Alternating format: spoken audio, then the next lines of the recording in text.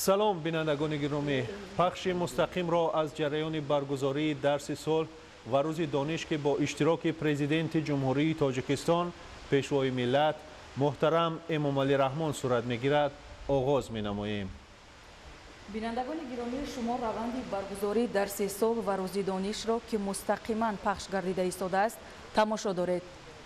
استقلالیت بزرگترین، مقدسترین و ارزشمندترین دستاورد ملت صاحب تمدن و فرخنده اقبال تاجیک است، چون تاجیکان از جمله مردمان آریایی تبارند و از سرآمدان علم و فرهنگ و تمدن بشری شناخته شدند. همیشه به علم و دانش و فرهنگ و معنویات ارج می‌گذارند.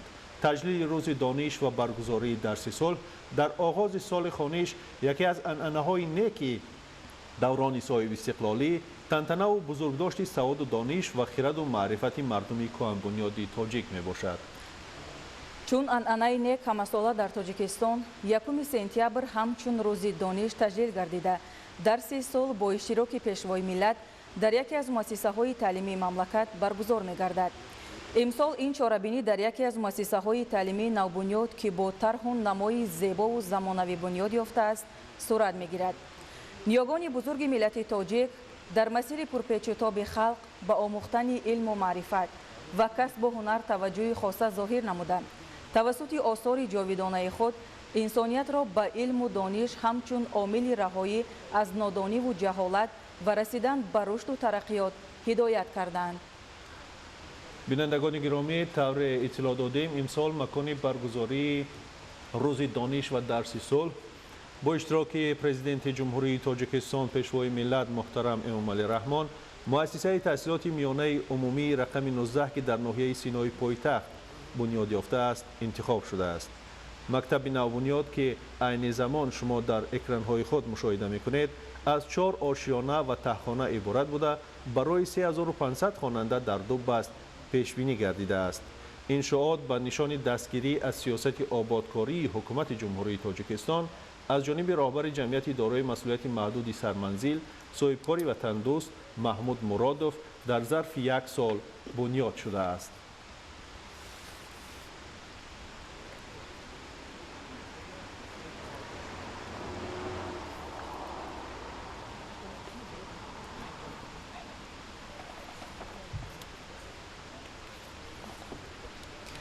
در محور نظام معارف آموزگار قرار می‌گیرد. از این رو حکومت جمهوری تاجیکستان همیشه به نقش آموزگار احترام می‌گذارد و برای بالا بردن مقام آموزگار در جامعه تمام امکانیت‌ها را فراهم می‌آورد. محض توسط رشد باثبات ساحه معارف آن و زحمت صادقانه آموزگاران در تاجیکستان به آن دستیاب گردید که چهره واقعی خلق تاجیک را در زمان معاصر به جهانیان معرفی نمایند.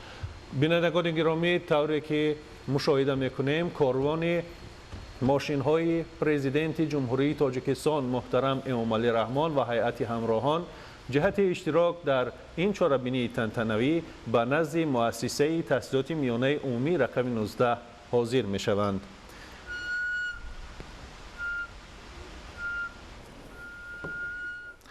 تجلیل روز دانش و برگزاری درس صلح در آغاز سال خوانش یکی از عنعنه‌های نیک دوران صاحب استقلالی، تنتنه و بزرگداشت سواد و دانش و خرد و معرفت مردم کهن‌بنیاد تاجیک می باشد.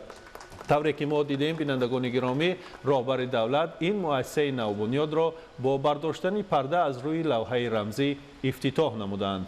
عین زمان رهبر دولت و رئیس شهر دوشنبه محترم رستم امامعلی جهت شناسایی از این مؤسسه نوبنیاد وارد این مؤسسه خواهند شد. بینندگان گرامی، این لحظه ها ما شاهد تشریف پرزیدنت جمهوری تاجیکستان پیشوای ملت محترم امامعلی رحمان به مکان برگزاری روز دانش و درس صلح می‌گردیم. حکومت مملکت با فراهم آوردن امکانیت خصوصیت اجتماعی بودجه دولتی را تحکیم بخشیده خراجات برای علم و معارف، تندرستی و دیگر ساحه‌های اجتماعی را از 9.6 میلیارد سومانی سال 2017 به 18.5 میلیارد سومانی در سال 2023 رسانید، یعنی 1.9 برابر زیاد نمود. بینندگان گرامی، رهبر دولت عین زمان وارد این مؤسسه نوبنیاد شدند و دستور و هدایت‌های خودشان را نسبت به رشد علم و تحصیل خوانندگان به مسئولین ارائه کرده ایستادند. این زمان ما شاهد آن گردیده ایستادیم که راهبر دولت جهت شناسایی از شرایط و امکانیت‌های این مؤسسه نوی تعلیمی به یکی از صنفخانه‌های این مؤسسه وارد گردیدند.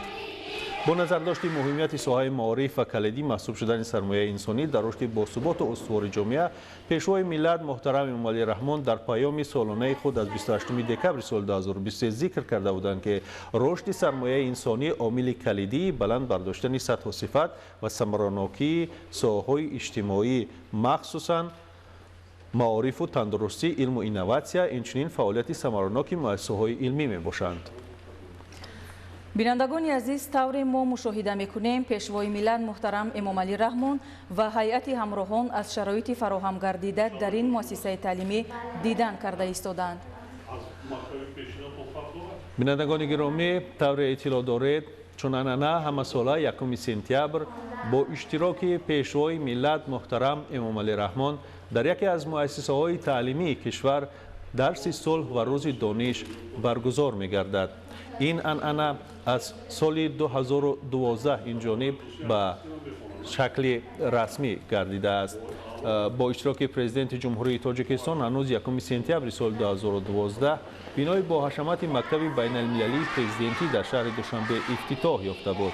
پرزیدنت کشور محترم امام علی رحمان با مکتب بین المللی پرزیدنتی که با خرج بیش از 80 میلیون سومانی بنیاد یافته برای 1100 نفر خواننده بالای قد پیش بینی شده بود، تشریف آورده آن را موردی بهره برداری قرار داده بودند.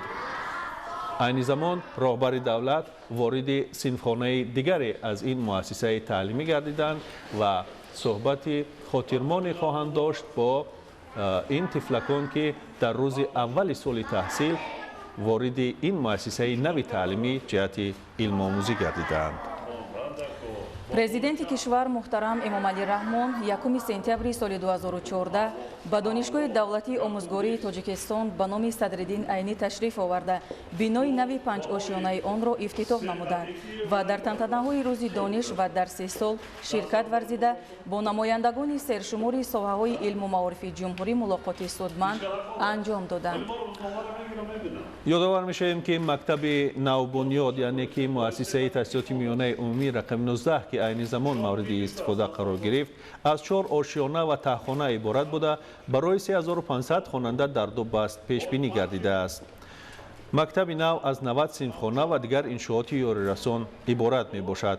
مورد ذکر است که امساله در عرفه سال نوی خوانش با جانبداری از سیاست معارف پرورانه راهبر دولت در تمام شهر و ناحیه‌های کشور بخصوص پایتخت تاجیکستان شهر دوشنبه مؤسسه های نوی تعلیمی با شرایط معاصر و جوابگوی طلبات بنیاد و مورد بهره برداری قرار داده می شوند تا نسل امروز و آینده صاحب علم و دانشمند گردد و برای رشد تاجیکستان صاحب استقلال سهمگذار باشند.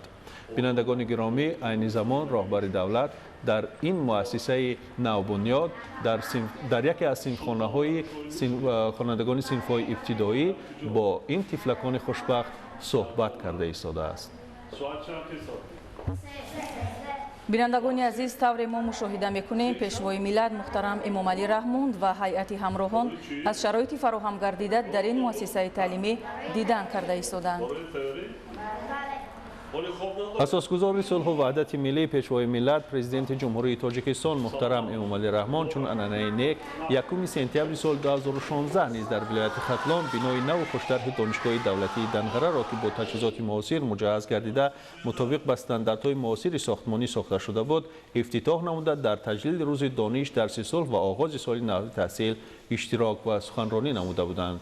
این زمان ما می‌بینیم که راهبر دولت جهت شناسایی با دیگر امکانیت‌های این مؤسسه تعلیمی وارد آشیانه‌های دیگر این مؤسسه تعلیمی می‌شوند و انتظار می‌رود که در اینجا سرور دولت با روند فعالیت برنامه الکترونی دانش که طول 5 سال این جانب در مؤسسه‌های تعلیمی شهر دوشنبه عملی می‌گردند شناس شوند.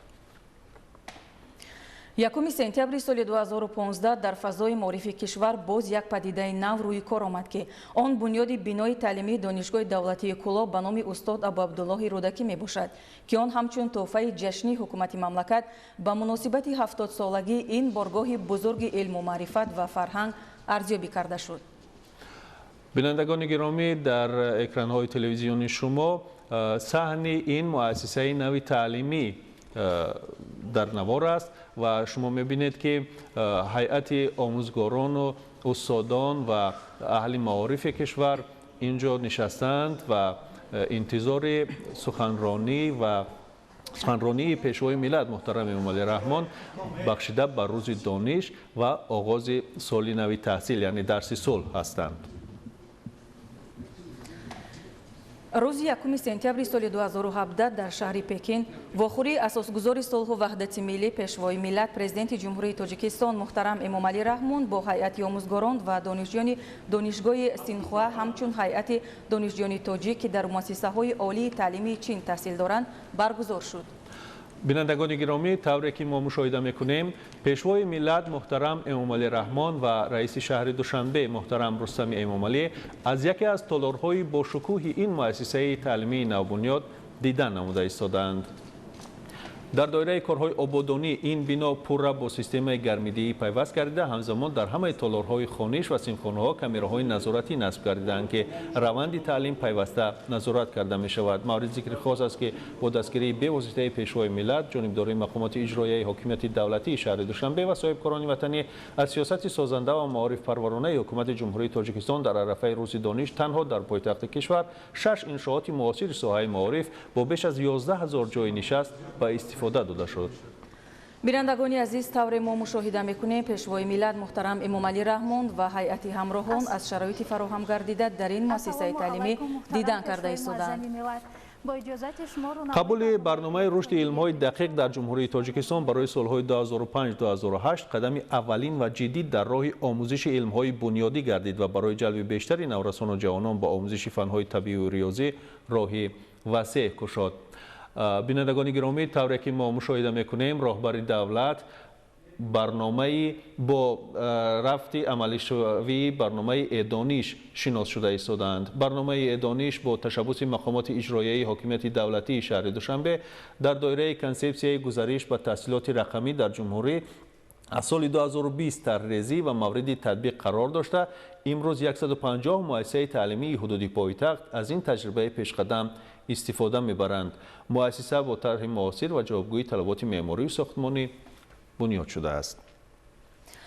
бинандагони гиромӣ, ёдовар мешавем ки 1 сентябри соли 2018 асосгузори сулҳу ваҳдати миллӣ пешвои миллат президенти ҷумҳурии Тоҷикистон муҳтарам Эмомалӣ Раҳмон дар ноҳияи Синои пойтахт парда аз рӯи муҷассамаи Абуалӣ ибни Сино бардошта дар таҷлили рӯзи дониш, дарси сулҳ ва оғози соли нави таҳсил дар донишгоҳи давлатии тиббии Тоҷикистон ба номи Абуалӣ ибни Сино иштирок карданд.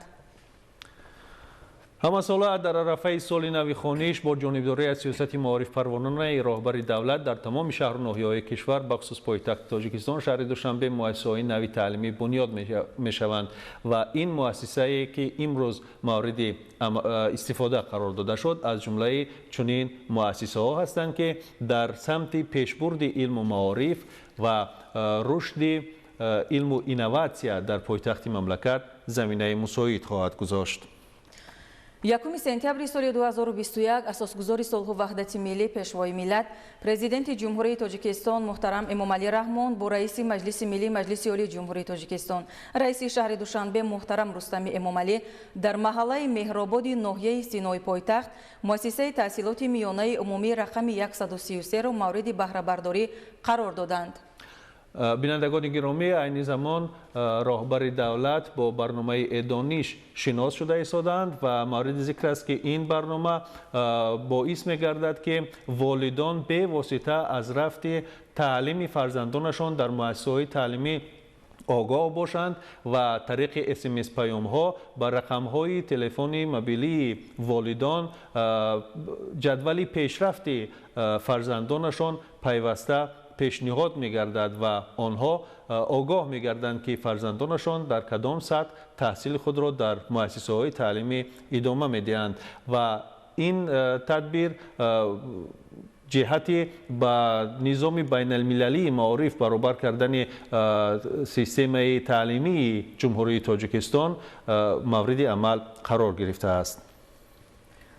بینندگان گرامی، یادآور می‌شویم 22 январи سال 2021 اساسگذار صلح و وحدت ملی پیشوای ملت پرزیدنت جمهوری تاجیکستان محترم امامعلی رحمان و رئیس مجلس ملی مجلس عالی جمهوری تاجیکستان رئیس شهر دوشنبه محترم رستم امامعلی در موضع شهرک دانشجویان با برداشتن پرده از روی لوحه رمزی بنای نوی تعلیمی فاکولته اقتصادی و مالیوی دانشگاه ملی تاجیکستان را مورد استفاده قرار دادند. بینندگان گرامی، عین زمان پیشوای ملت محترم امامعلی رحمان و رئیس شهر دوشنبه محترم رستم امامعلی در اکران تلویزیون این مؤسسه نوار کوتاهی ویدیویی را اوید به امکانیت‌ها و شرایط‌های در مؤسسه تحصیلاتی میانه عمومی رقم 19 فراهم گردیده به خوانندگان شناس شده ایستادند.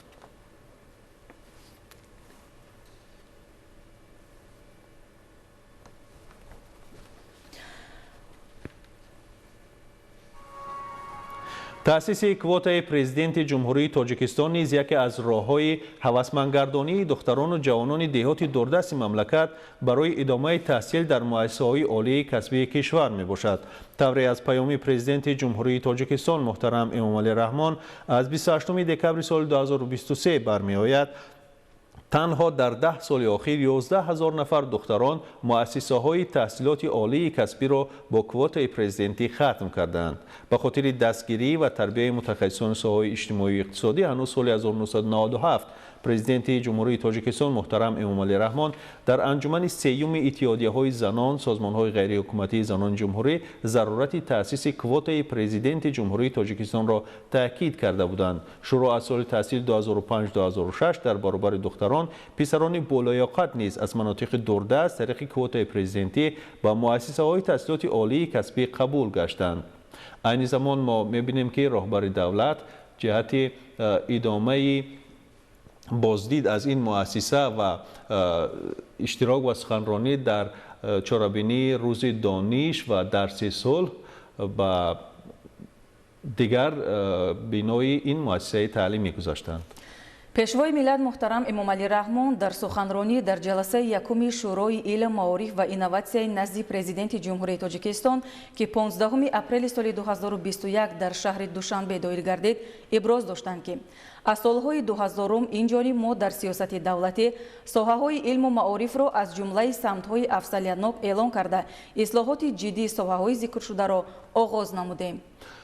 بینندگان گرامی، عین زمان ما تالار بر هوای این مؤسسه تعلیمی را که روز دانش و درس صلح باید در اینجا با اشتراک پیشوای ملت محترم امامعلی رحمان برگزار گردد دیده ایستاده‌ایم و پس از چند لحظه ما شاهد سخنرانی پرمحتوای پرزیدنت جمهوری تاجیکستان پیشوای ملت محترم امامعلی رحمان در روز دانش و درس صلح سال تحصیلی 2024-2025 خواهیم گردید. با مقصد رشد ساحه معارف حکومت جمهوری تاجیکستان مخصوصاً پرزیدنت محبوب کشور پیوسته چاره‌اندیشی می‌نماید.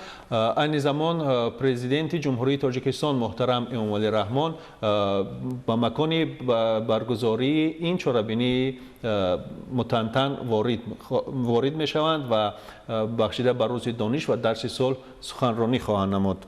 شروع 12 آگوست سال 2014 برای اهل علم تاجیک سنه فراموش نشونده و خاطرمان بود، زیرا در این روز فرمان پرزیدنت جمهوری تاجیکستان تحت رقم 255 مؤسسه دولتی کمیسیون عالی اتستاسیونی نزد پرزیدنت جمهوری تاجیکستان تأسیس داده شد که این باز یک قدم استوار در سمت رشد علم و اینوواسیون بود. چون انعنه نیک همساله در تاجیکستان 1 سپتامبر همچون روزی دانش تجلیل گردیده درس صلح با اشتراک پیشوای ملت در یکی از مؤسسه‌های تعلیمی مملکت برگزار می‌گردد.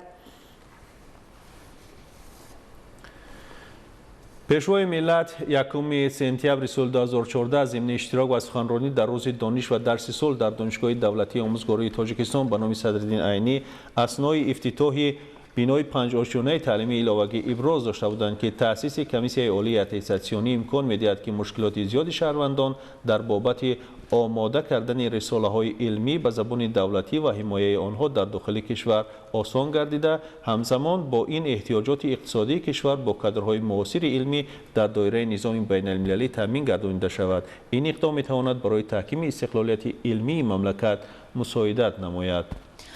بینندگان گرامی، شما روند برگزاری درس سال و روز دانش را که مستقیما پخش گردیده ایستاده است تماشا دارید. پس از چند لحظه ما شاهد سخنرانی پیشوای ملت محترم امام علی رحمان بخشیده بر روز دانش و درس صلح خواهیم گردید.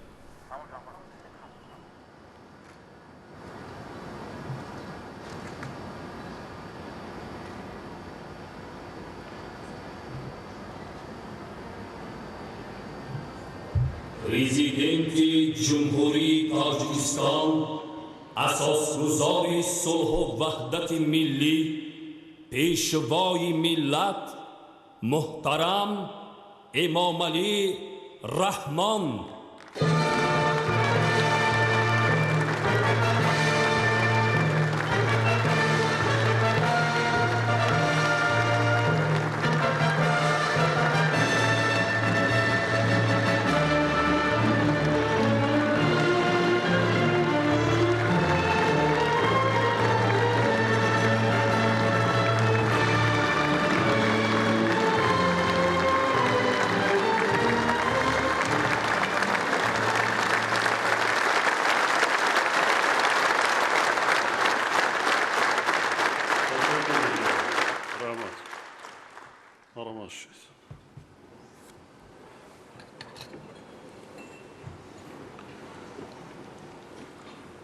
حاضرین گرامی، محترم کارمندان ساحه معارف، استادان و آموزگاران، دانشجویان و خوانندگان و حاضرین گرامی،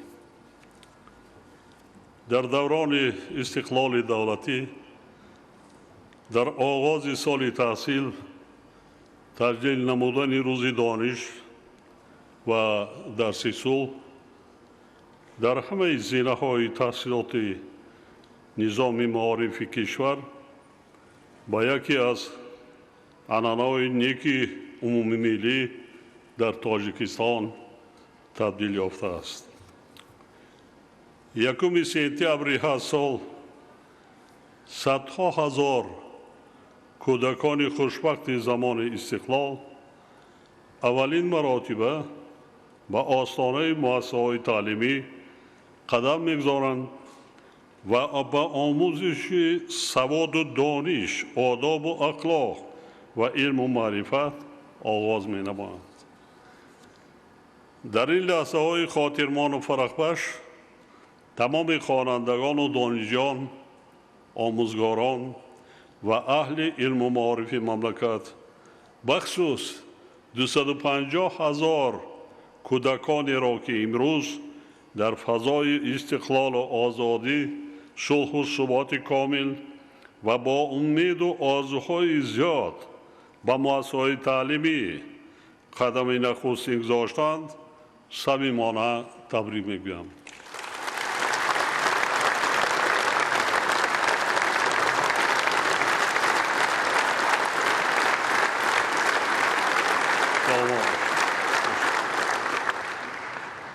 ملاقات امروزه ما به افتخار سال نو تحصیل و روز دانش در بنای نوبنیاد مؤسسه تحصیلات عمومی رقم 19 شهر دوشنبه که یکی از کلانترین مؤسسه‌های تعلیمی در پایتخت مملکت به شمار رفته، در آن بهترین شرایط علم و دانش آموزی مهیا کرده شده است برگزار می‌گردد.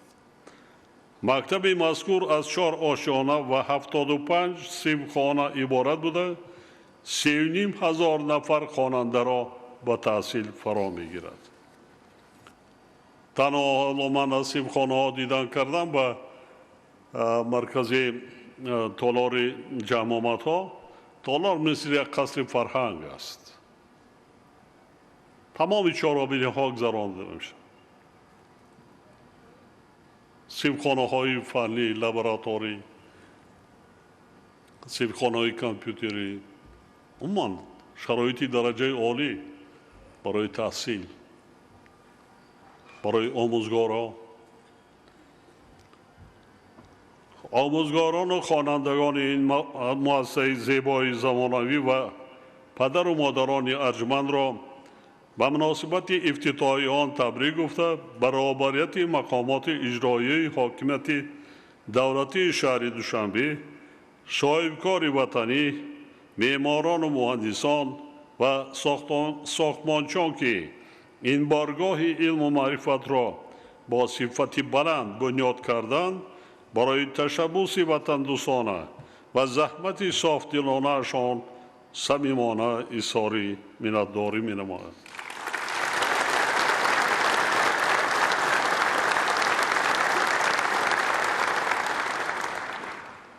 همچنین به آموزگاران و دانشجویان و خوانندگان مؤسسه‌های تعلیمی شهر دوشنبه از جمله مکتب امروز افتتاح گردیده تاکید می‌سازم که با استفاده از شرایط و امکانیت‌های بهترینی که از جانب دولت و حکومت مملکت برای آنها مهیا کرده شدند با سطح بلند مسئولیت، سواد و معرفت، خوانش نمونوی و آداب و اخلاق باید نمونه عبرت دیگران باشد.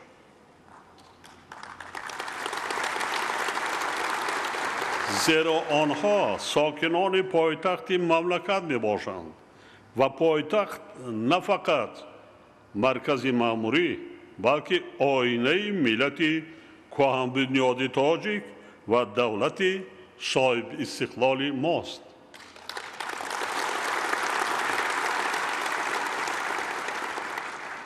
میخواهم مخصوص تاکید نمایم که در ظرف چند روز آخر در شهر دوشنبه 5 مؤسسه تعلیمی که در دایره سیاست بنیادکارانه دولت و حکومت مملکت بنیاد گردیدند با فعالیت آغاز کردند که سهم نظررس در رشد ساحه معارف مملکت می باشد. قابل ذکر است که طی سالهای 2017-2023 در شهر دوشنبه برای 72,000 نفر خوانندگان مکتب‌های زمانوی دارای شرایط و امکانات‌های بهترین بنیاد و به استفاده داده شدند. بعضاً مکتب‌هایی که ما بنیاد کرده ایستادیم اگر مقایسه با سطح دانشگاه و دانشکده‌های زمان پیش مقایسه کنیم از آن بالاتر نیست.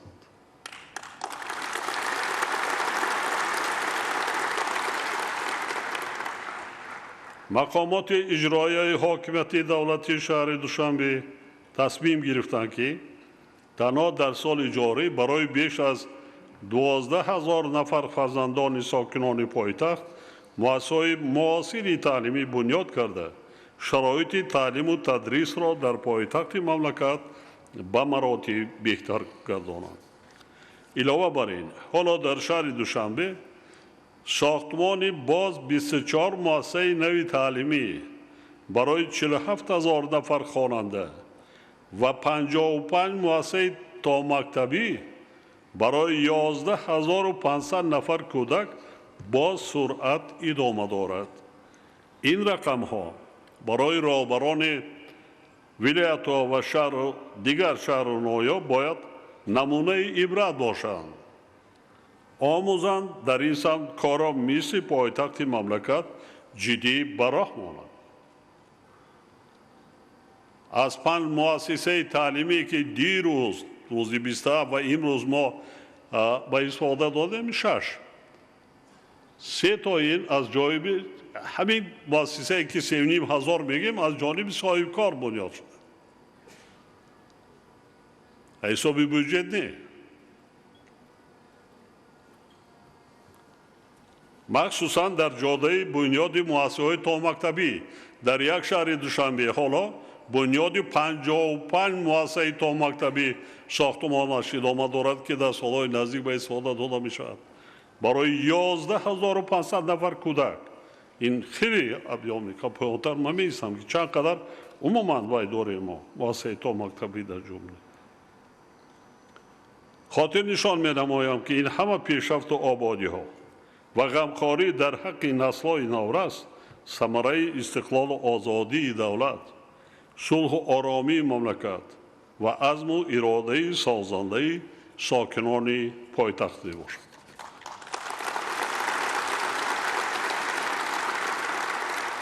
هموطنان عزیز و حاضرین گرامی، چون عنعنه نیک با درس صلح آغاز گردیدن سال تحصیل در همه زینه‌های تحصیلات برای خوانندگان و دانشجویان کشور اهمیتی بسا مهم تعلیمی و تربیوی دارد. زیرا تنها در صورت برقرار بودن صلح و ثبات کامل و آرامی و امنیت همه ساحه‌های حیات جامعه و دولت از جمله روند تعلیم و تربیت به طور معتدل ادامه پیدا می‌کند.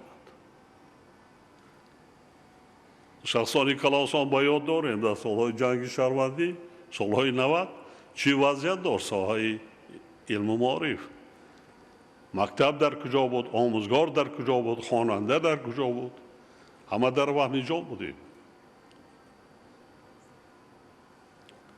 یعنی عملی گردیدن نیت‌های نیک هر یک انسان و نقشه و برنامه‌های سازنده دولت و جامعه فقط در شرایط صلح و آرامی، ثبات سیاسی و وحدت ملی امکان پذیر می باشد.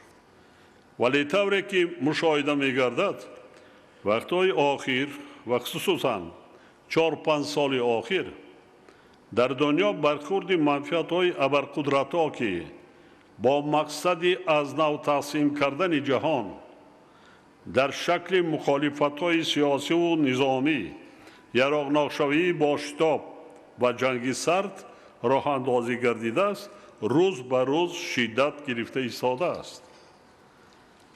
تنها در نوار غزه فلسطین طی مدت کمتر از 1 سال بیش از 45,000 آدمان کشته شدند که زیاده از 17,000 آنها را کودکان، یعنی آنهایی که هزاران امید و آرزو داشتند و باید درس می‌خواندند و علم و دانش و کسب و هنر می‌آموختند و به حیات مستقلانه آماده می‌شدند تشکیل می‌دهند.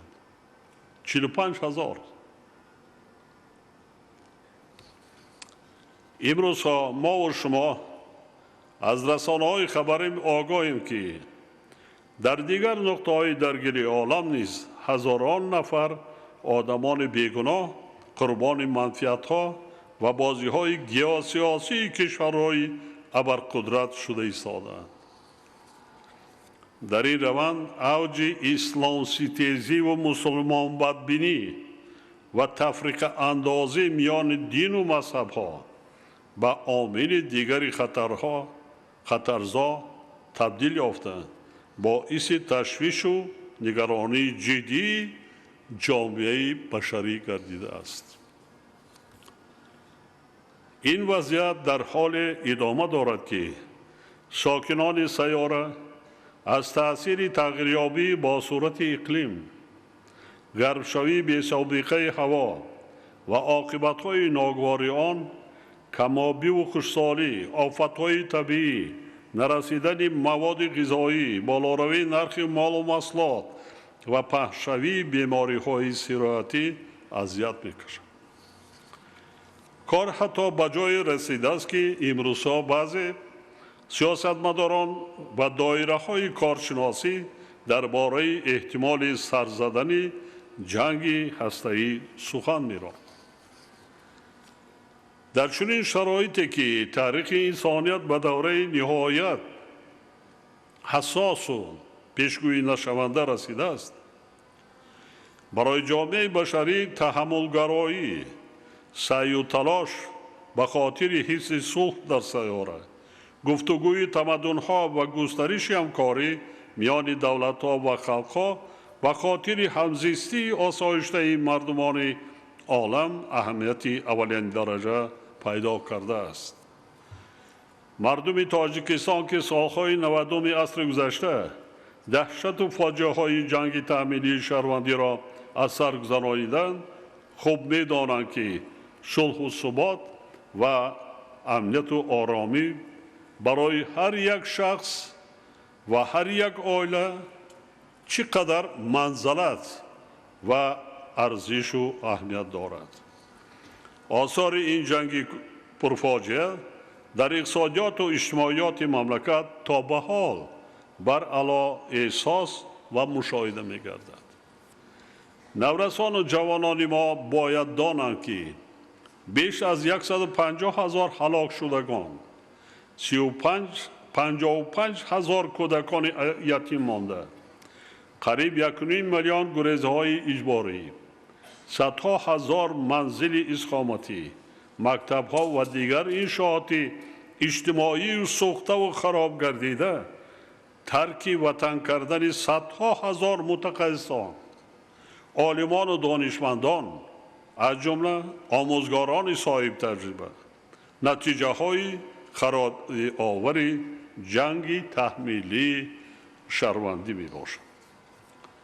اینچنین صدها میلیارد سامانه خسارات مادی و دهشتناکتر از همه ضربه جانکاه معنوی بر روح و روان مردم مملکت ضرر جنگ تحمیلی شهروندی است که از ناآگاهی سیاسی مردم و سوء استفاده از زیاده‌روی در دین و اعتقاد به سر دولت جوان تاجیکان آمده بود.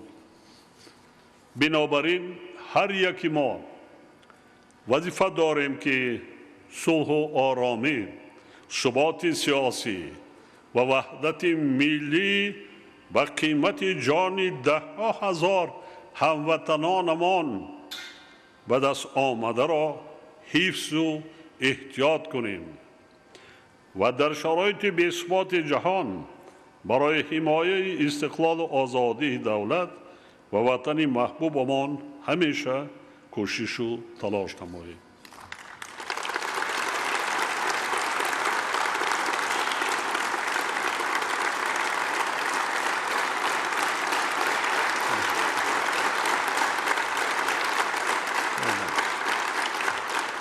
ما باید بر ضد تهدید و خطرهای معاصر، تروریسم و اکستریمیسم، رادیکالیسم و خرافات و تعصب دینی، قاچاق مواد مخدر، جنایت‌های کیبری و دیگر جنایتکاری‌های متشکل فراملی، اینچنین افراطی شوی جامعه مبارزه بریم. محض به همین خاطر ما 3 قانون ملی درباره تنظیم عنعنه و جشن و مراسم، درباره مسئولیت پدر و مادر در تعلیم و تربیت فرزند و تربیت وطن دوستی شهروندان را قبول کردیم که مردممان را از خوف و خطرهای زمان معاصر ایمن نگاه داریم تا آنها دیگر باره به دام فریب خائنان وطن و ملت گرفتار نشوند. بنابراین میتوان گفت که قانون‌های ذکر شده نه فقط جنبه اجتماعی و اقتصادی بلکه اهمیت سیاسی و امنیتی نیز دارد، زیرا آنها پیش از همه به حمایت منفعت‌های مردم کم‌بضاعت روانه گردیده و وسیله مهمی تامین نمودن امنیت دولت و آرامی جامعه میباشد. دولت برای امنیت ملت، امنیت دولت خود تمام شرایط و امکانیت‌ها را سفربر کردن حقوق دارد.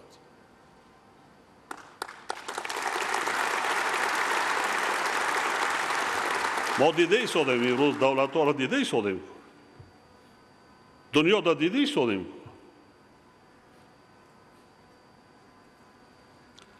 حاضرین گرامی، از آغاز دوران صاحب استقلالی تا امروز مسائل مکتب و معارف و آموزگار خواننده تحت توجه و همکاری اولین درجه حکومت مملکت قرار داشته، روند اصلاحات ساحه معارف و تجدید و نوسازی در همه سمت‌های آن با مرام ادامه دارد.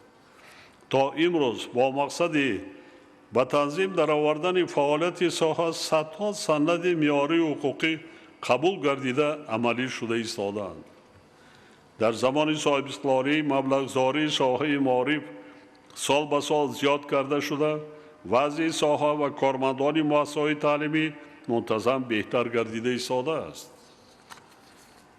در این دوره علاوه به خراجات از بودجه دولت در ساحه معارف 30 لایحه سرمایه‌گذاری دولتی با مبلغ بیش از 3.5 میلیارد سومانی عملی گردیده.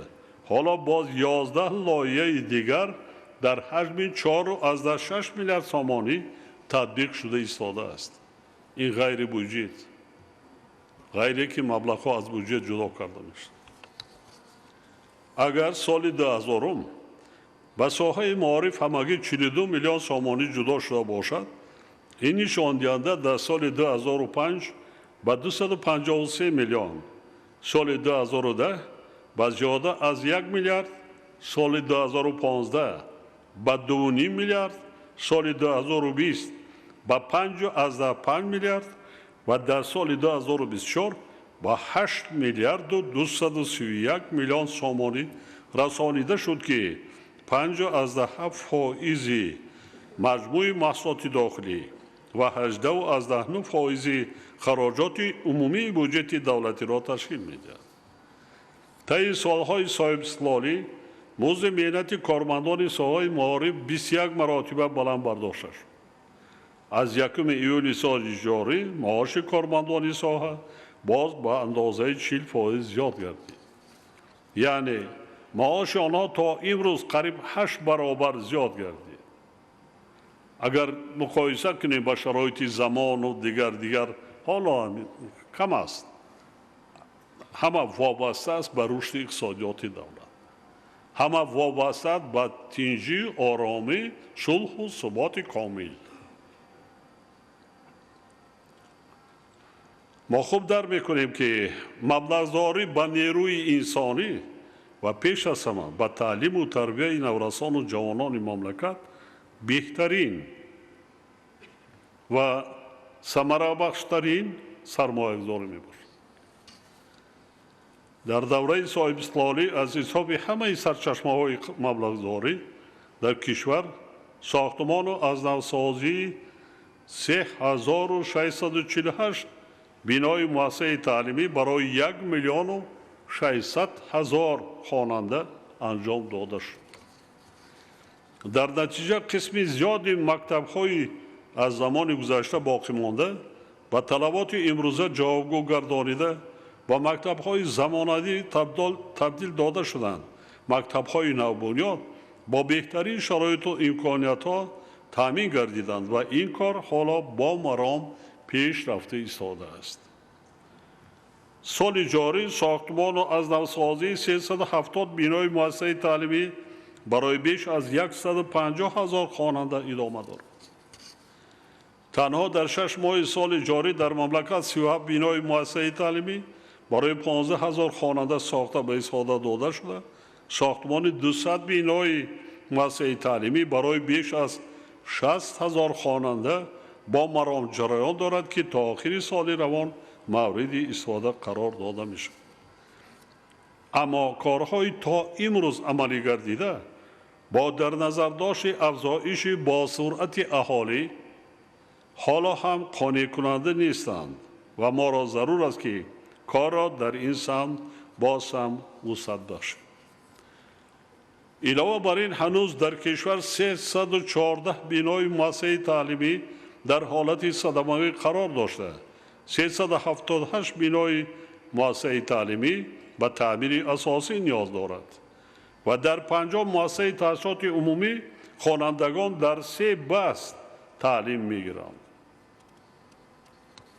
بنابراین ضرور است که از جانب مقامات اجرایی حاکمیت دولتی ولایت‌ها، شهرنمایی‌ها و وزارت معارف و علم جهت تا جشن 35 سالگی استقلال دولتی برطرف کردن مسئله و مشکلات در این سمت جای داشته تدبیرهای مشخص و فوری اندیشیده شوند. باید گفت که در زمان صاحب استقلالی در قلمرو کشور از جمله در مؤسسه‌های تعلیمی یعنی برای نورسان و جوانان بیش از 11,000 انشاءات ورزش بنیاد کرده شد. ولی طبق مشاهده ها نگاه بین و استفاده ثمرناک آنها قانع کننده نیست. از این رو رئیسان ولایت ها، شهر و ناحیه ها، ساختارهای مرکزی و محلی کمیته کار با جوانان و ورزش باید به این مسئله توجه جدی دائمی ظاهر نماید. محترم اهل معارف، با در نظر داشت آن که زینه تحصیلات تا مکتبی برای تشکل قابلیت ذهنی کودکان مرحله خیلی مهم به حساب می رود، ما به بنیاد مؤسسه‌های تا مکتبی اعتبار اولین درجه و دائمی داده ایستاده‌ایم. شماره این مؤسسه سال جاری به 720 رسیده. در آنها زیاده از 105,000 نفر کودکان به تعلیم و تربیت فرا گرفته شدند. از این شماره 169 مؤسسه و 33,000 کودکان تنها به شهر دوشنبه راست می‌آید. قریب در بسیار شهر ناحیه‌ها عموماً مؤسسه تا مکتبی وجود ندارد. ولی این زیرا فراگیری کودکان در مقیاس کشور همگی 22% را تشکیل می‌دهد. با مقصد فراگیری بیشتر کودکان با مؤسسه‌های تا مکتبی، برنامه رشد تحصیلات تا مکتبی در جمهوری تاجیکستان برای سالهای 2020-2025 قبول گردیده است که از آغاز تطبیق آن قریب 4 سال گذشت. اما تحلیل‌ها نشان می‌دهند که عملی شوی بخش‌های به مقامات اجرایی حاکمیت دولتی ولایت‌ها و شهر و ناحیه‌ها داخل داشته باعث نگرانی می‌باشد. طبق این برنامه باید هر سال در کشور از حساب مبلغ‌های مقامات اجرایی حاکمیت دولتی شهر و ناحیه‌ها و بخش خصوصی بیش از 100 مؤسسه تا مکتبی ساخته به استفاده داده شود.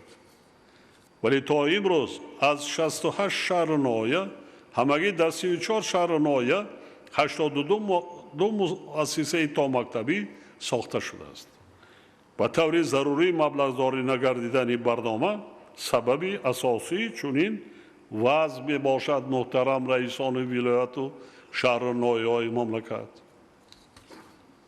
از این لحاظ رهبران ولایت‌ها و شهر و ناحیه‌ها را ضرور است که ضمن پیشبرد کارها به استقبال جشن 35مین سالگرد استقلال دولتی در مسئله بنیاد مؤسسه‌های تا مکتبی مسئولیت بیشتر ظاهر نموده ساختمان این گونه مؤسسه‌ها را تیزانند. در برابر این افزایش اهالی نیز مسئولین را وادار می‌سازد که ساختمان مؤسسه‌های تا مکتبی و تأسیس شکل‌های الترناتیوی فراگیری و زینه تحصیلات تا مکتبی را وسعت بخشیده طلبات استراتژی ملی رشد معارف در جمهوری تاجیکستان را برای دوره تا سال 2030 در خصوص تا این دوره و 50% رسانیدن فراگیری و تحصیلات تا مکتبی اجرا نماید. ضرور است که اجرای نقشه با جلب امکانیت‌های بودجه محلی، صاحبکاران و شخصان سخاوت پیشه، فعالان و اهالی نیز تامین کرده شد. کمیته ساختمان و معماری لایحه مؤسسه‌های تا مکتبی را بخصوص برای دهه و محله‌های اهالی نشین با در نظر داشت شرایط و شماره اهالی تهیه و به ساختارهای مربوطه پیشنهاد نماید. لایحه بعضاً هر یک محل اهالی نشین ما باید داشته باشیم. حتما نگاه کرده به شماره اهالی، شماره کودکان به حساب میانه یک عائله تاجیکستان 605 نفر زندگی میکنه.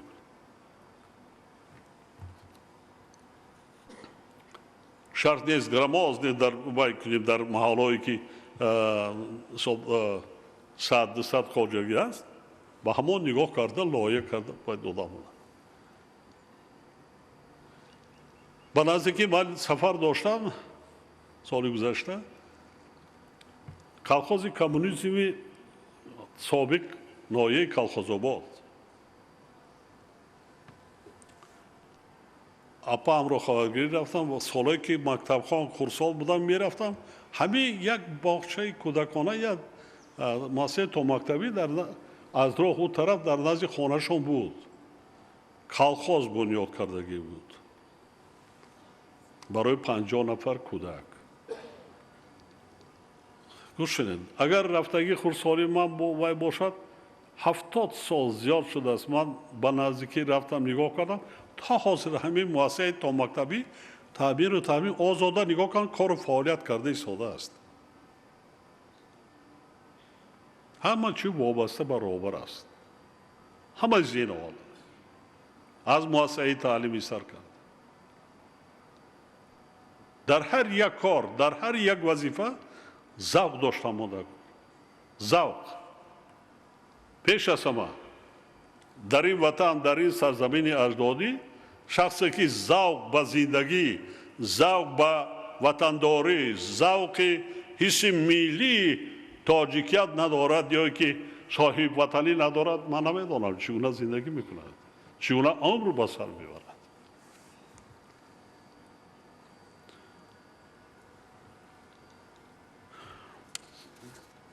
бо мақсади фарогирии бештари кӯдакон ба таълиму тарбияи томактабӣ, дастрасӣ ба таҳсилоти босифат, таъмини шарикии давлат ва бахши хусусӣ бо қарори ҳукумати мамлакат, барномаи рушди муассисаҳои томактабӣ ва таҳсилоти умумии хусусӣ барои солҳои 2022-2027 тавсиъ гардидааст. тибқи ин барнома дар кишвар бунёди 264 муассисаи томактабии хусусӣ пешбинӣ шудааст. бинобар ин вазорати маориф ва илм роҳбарони вилоятҳо ва шаҳру ноҳиёро зарур аст ки бо ҷалби соҳибкорон, дигар шахсони эҳсонкор ва падару модарон ҷиҳати иҷрои барномаи зикршуда тадбирҳои амалӣ анҷом шуд.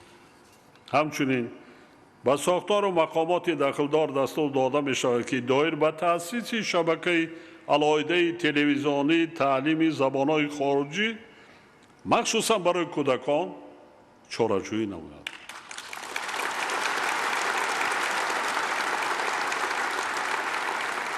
ҳатман як барнома дошта бошед. шумо дар хориҷо дидагӣ ҳастин, ёд гирифта монда кор.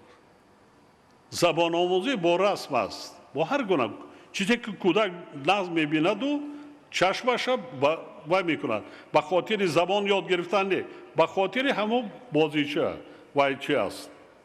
нигоҳ кард, ай гап мезанад, аз як ҷо ба як ҷо калимаҳоро дуруст талаффуз кардан, дигар тез кӯдак қабул. яъне аз мо мутахассисон вобастагӣ дорад. чӣ гуна мо роҳи дигар вуҷуд надорад. роҳи дигар вуҷуд надорад. мо ҳатман ина мехоҳем, намехоҳем, ҳатман карда намонда. ва бинед имрӯз касе забон намедонад, аз фурудгоҳи тоҷикистон берун рафта наметавонад. аз роҳи он чӣ кор мекунад? тамоми технологияе ки дунёда ихтироъ шуда истодааст ба кадом забон аст? чӣ гуна идора мекунӣ?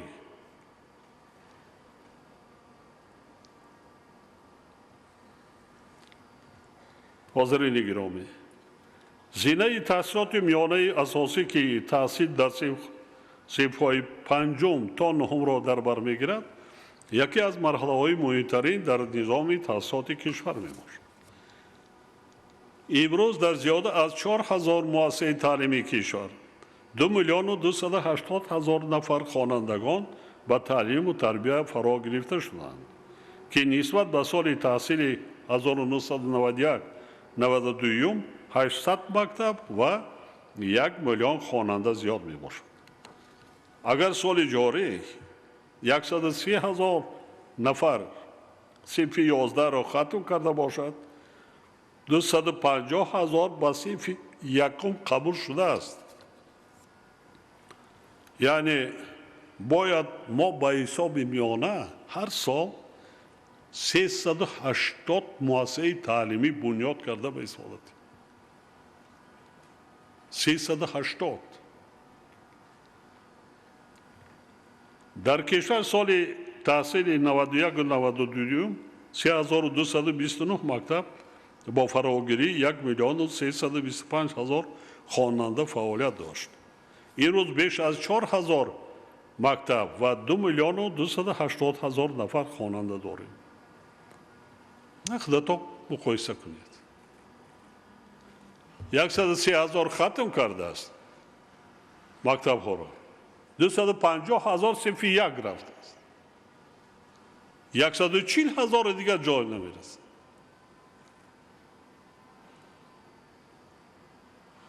قریب 150-160 مؤسسه دیگر در کن.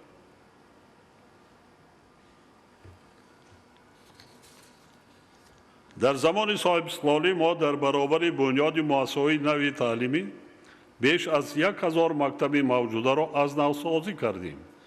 مکتب‌های باقی مانده را تعمیر و ترمیم کرده در آنها تمام شرایط ضروری زمانوی را مهیا ساختیم و حالا این روند را ادامه داده ایستادیم، یعنی پورا به اتمام نرسیده است.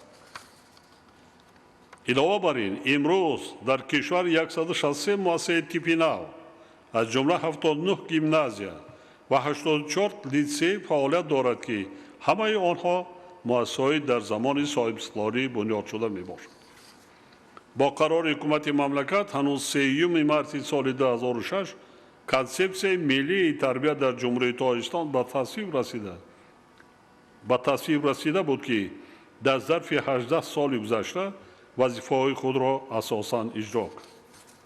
امروز با در نظر داشت تغییریابی فضای سیاسی و اجتماعی جهان و بیدار نمودن و تقویت بخشیدن حس ملی، خودشناسی و خودآگاهی، وطن دوستی و وطن پرستی و افتخار وطنداری در ذهن و شعور کودکان و نورسان و جوانان ضرورت وارد نمودن تغییرات و کنسپسیون مذکور و مکمل نمودن آن به میان آمده است.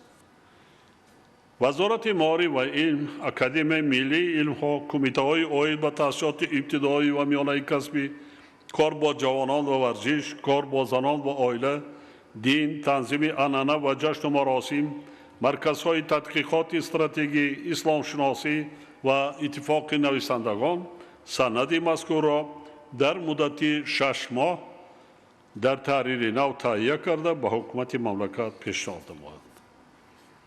در شرایط جهانی شوی به طور جدی بلند برداشتن صفت تحصیلات یکی از مسائل اساسی در سمت تعلیم و تربیت محسوب می‌شود. از این لحاظ این مسئله زیر توجه و نظارت دائمی حکومت مملکت قرار دارد. با مقصد بلند برداشتن صفت تحصیلات 20 مارس سال 2024 برنامه جاری نمودن تکنولوژی‌های اطلاعاتی و کمونیکاسیونی در مؤسسه‌های تحصیلات عمومی جمهوری تاجیکستان برای سالهای 2024 و 2028 قبول کرد. همچنین سال 2022 کنسپسیون گزارش به تحصیلات رقمی در جمهوری تاجیکستان برای دوره تا سال 2042 تصویب کرده شد. سالهای آخر در سمت رقمی کنانی ساحه کارهای معین انجام داده شدند ولی به طلبات جوابگوی نیستند. یعنی امروز ساحه معارف و علم کشور از سطح رشد رقمی کنانی جهانی قفا مانده است. وزارت معارف و علم در همکاری با مقامات اجرایی محلی حاکمیت دولتی تطبیق تکنولوژی‌های رقمی، تهیه برنامه‌های معاصر تعلیمی، بلند برداشتن سطح صلاحیت‌ناکی آموزگاران در سمت تکنولوژی‌های زمانوی یعنی عملی سازی پوره هدف‌های کنسپسیون ذکر شده را تأمین نمود. اینچنین به جلب آموزگاران صاحب تجربه و دارای قابلیت بلند آموزگاری اهمیت جدی داده مشکلات نارسایی آموزگاران و غیر تخصص کار کردن آنها را در سمت تکنولوژی اطلاعاتی در مدت 2 سال برطرف ساخت. برابران مؤسسه‌های تحصیلات عالی رویه آموزگاری سپارش داده می شود که جهت تربیت آموزگاران به طلبات زمانه جوابگوی تمام شرایط ضروری را فراهم آورند. همچنین ضرور است که مؤسسه‌های ذکر شده هر 5 سال از اکریدیتاسیا و آموزگاران مؤسسه‌های تحصیلات میانه عمومی هر 3 سال از اتستاتسیا گذرانده شود.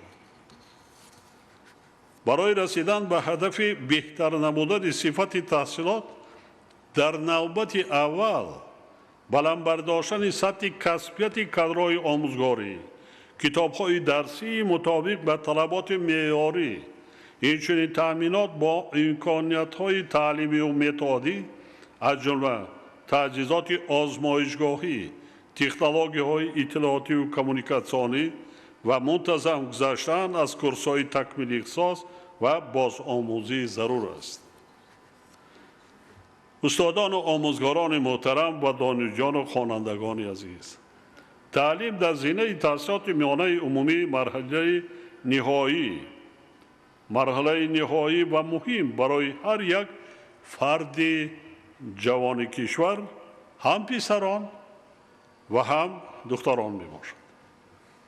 ولی تحلیل و مشاهده‌های چند سال آخر نشان می‌دهند که هم جوانان و هم استادان و پدر و مادران برای تحصیل در این زمینه مهم تعلیم چندان هوسمندی ظاهر نمی‌کنند.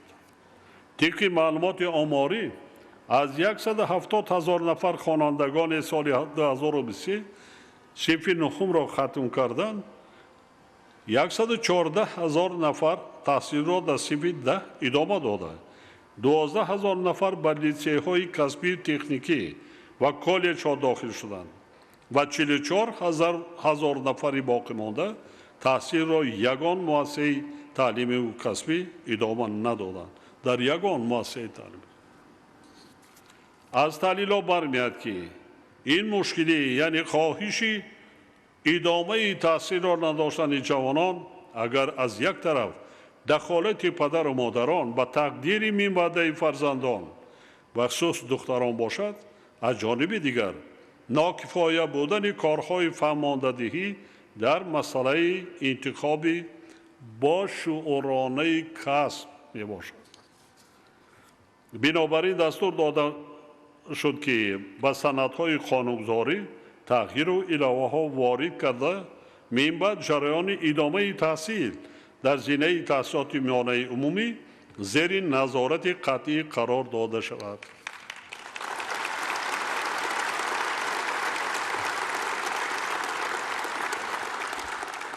در اساس مقررات قانونگذاری اکنون همه ختم کنندگان زمینه تحصیلات میانه اساسی بعد ختم صنف 9 وظیفه دارند که در حالت اختیاراً ادامه ندادن تحصیل در زمینه تحصیلات میانه عمومی باید حتماً تحصیلات خود را در مؤسسه‌های تحصیلات ابتدایی یا میانه کسبی یعنی لیسه‌های کسبی تکنیکی و کالج‌ها ادامه دهند و صاحب کسب شوند. یعنی بعد ختم صنف 9 حتما باید خوانند. من به پدر و مادران عزیز مراجعت کرده و یک مسئله مهم را خاطرشان می نمایم. ما باید خوب در نماییم که فرزندان نزد ما امانتند. آنها آینده ما و شما و صاحبان فردای دولت و ملت می باشند. ما نباید با دستان خود آینده خودمان را برباد دهیم. با امانت خویش خیانت کنیم و فرزندان خود را دیده دانسته بدبخت سازیم. دیگر اینکه ما و شما در این دنیا ابدی نیستیم. فرزندان و نبیره و ابیره هایمان هستند که راه ما و شما را ادامه می‌دهند و نام ما و شما را زنده نگاه می‌دارند. ما باید فرزندانمان را چی پسر چی دختر خوانانیم، علم و دانش، کسب و هنر و آداب و اخلاق آموزانیم، زبان آموزانیم، از استفاده تکنیک و تکنولوژی‌های معاصر برخوردار سازیم. با زندگی مستقلانه همه طرفه آماده نماییم. آنها را همچون شخصیت‌های خودشناس و خودآگاه، مسئولیت شناس و وطن پرور و زحمت دوست به کمال رسانیم.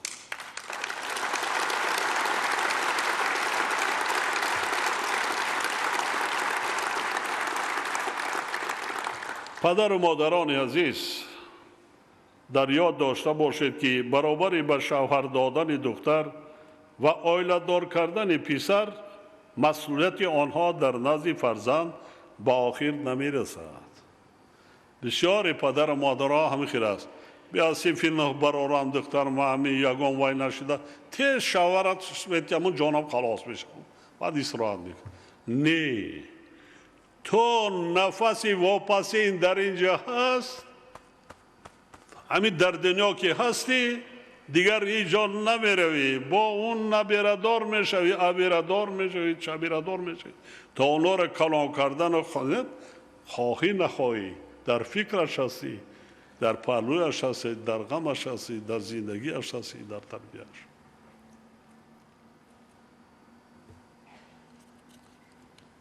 ما و شما تا روزی که در قید حیات هستیم شریک تقدیر فرزندان مانده باشیم. کی از فرزندان دست میکشد؟ پس بیایید با فرزندان پیش از همه با دخترانمان علم و دانش و کسب و هنر آموزانیم تا اینکه آنها در زندگی آینده خود در زمانه پیشرفت علم، تکنیک و تکنولوژی‌های معاصر و عصر ذهن صنعی اذیت نکشند و بار دوش پدر و مادر نشوند.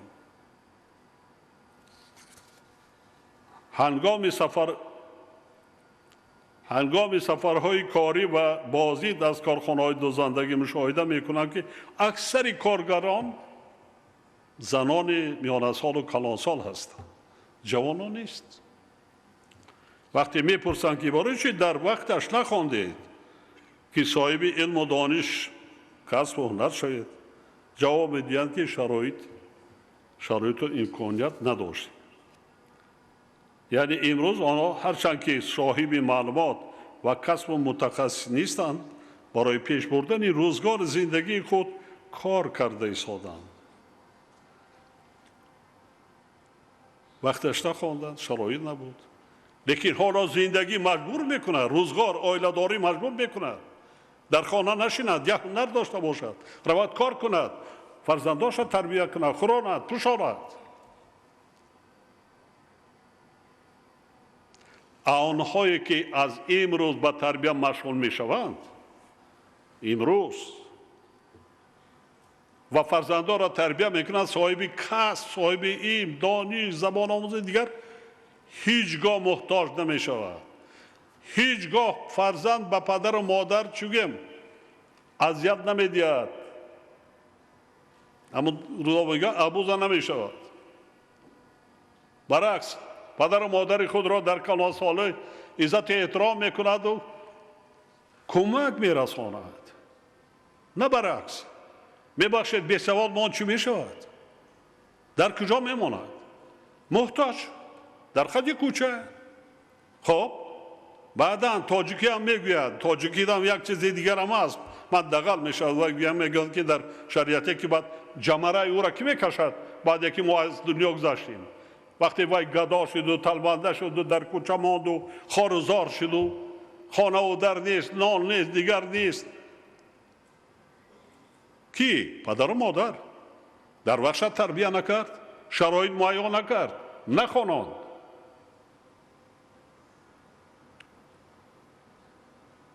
من امروز میبینم در خیلی همین تاجیکستان دیروز مکافات‌های دولتی سپاریدم. در نیروگاه برقی رابین راغون متخصص رهبری میکند، دانشگاه تکنیکی به نام آسیمیر ختم کرده است. 6000 کارمند ساختمانچی ها در رهبر تشکیلاتچی یک چند زبان خارجی را به درجه اعلا میداند. من گفتم خودت گپ زن با هم 200 نفری که در همون تالار بودن چند معاش میگیری؟ 45,000. 45,000 در یک ماه در خود تاجیکستان. اونایی که متخصص هستن، اونایی که سطح سواداکی بلند دارن، زندگیشون رو پیش میبرن.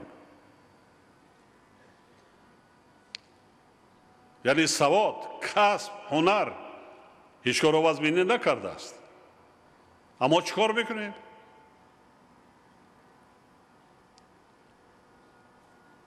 بی سواد ماند میره در قطار تروریست ها و اکستریمیست ها با نام در ناخنک پرچم ملت تاجیک بلند میبردارد در خارج کشور. من تاجیکم. چی پدر و مادر نداشتن؟ تربیه نکردند. من حتی کمیسیون حکومت های دیروز در جلسه حکومت که خانه با خانه وای کنیتان که شرایط زندگی فرزندان را درست کنند، شرایط خورد و خوراک صفتی خورد و خوراک فرزندان را درست کنند، سر لباس های مکتبی گیرند، رابرای ولایت شهر نایا جماعت ها صاحبکار سپارش ها کلامی که آیلای کم بزاعت است، معیوبا است، یتیم ها است، دیگر است، سر لباس های مکتبی، اسباب و انجام خانیش، دیگر شرایط های تحصیل و تدریس کمک رسانند. دستگیری کنیم. هر چقدر که ملت سطح معرفت ناکی بلند داشته باشد، یعنی سواد ناکی، همه قدر کشور هرچه زودتر رشد میکند، ترقی میکند، آباد میشود.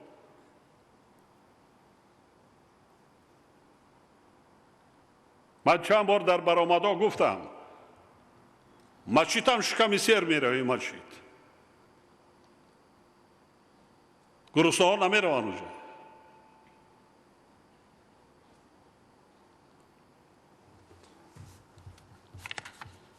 برای همین ما در قانون ها تغییراتی باید کرد.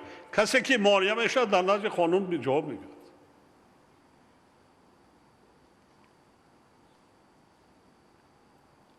و بینید حاضر ما ذهنی صنعی تکنولوژی در دنیا اینقدر پیشرفته است که دیگر در بسیار دولت‌های پیشرفته شماره بیکاران از لحاظ پیشرفت تکنولوژی و تکنیک و درکتی کوچه مانده ایستاده. اما در کجا قرار داریم؟ با همین طرز کار، با همین طرز لباس پوشی و دیگر دولت بنیاد کرده میتونه؟ چی اختراع کردیم؟ خیلی عالمای ما، خیلی دانشمندای ما کی تربیه میکند؟ پیش از همه پدر و مادر، بعداً آموزگار، جامعه.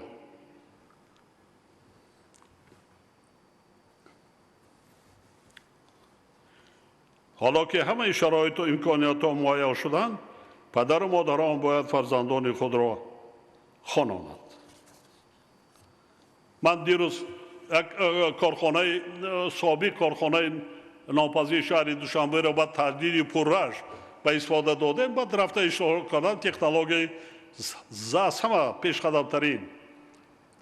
بعد تانکه جناب یاری یک متخصص آوردیم از اروپا، همون خواننده ایستاده است 50 نفر رو. من گفتم دعوت نمیاد. میاد یک دخترک تاجیک جوان حالی فرزند ندارد، نه خانه‌دار شده، دختری تاجیک از شهر کلاب. چقدر از خارجی آوردی؟ نه شهر کلاب خارجی نیست. گفتن نه جناب یالی این کس در آلمان کار میکند، در همونجا خوانده است، در آلمان کار میکند. همین تکنولوژی در آلمان یکی از جاهای نمایان در تمام آزمون‌های بین‌المللی اینش اشتراک میکنند از نام دولت آلمان. احسن.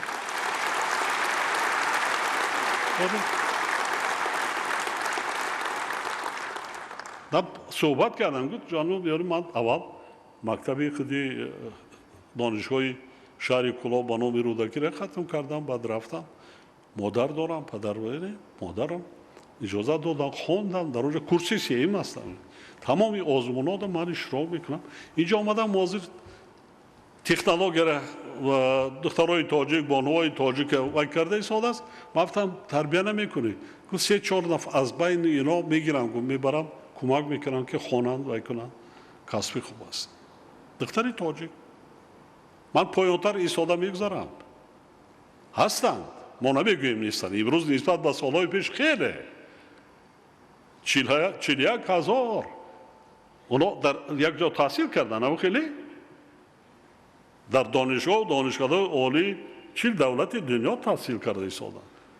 لیکن این کم است، کم.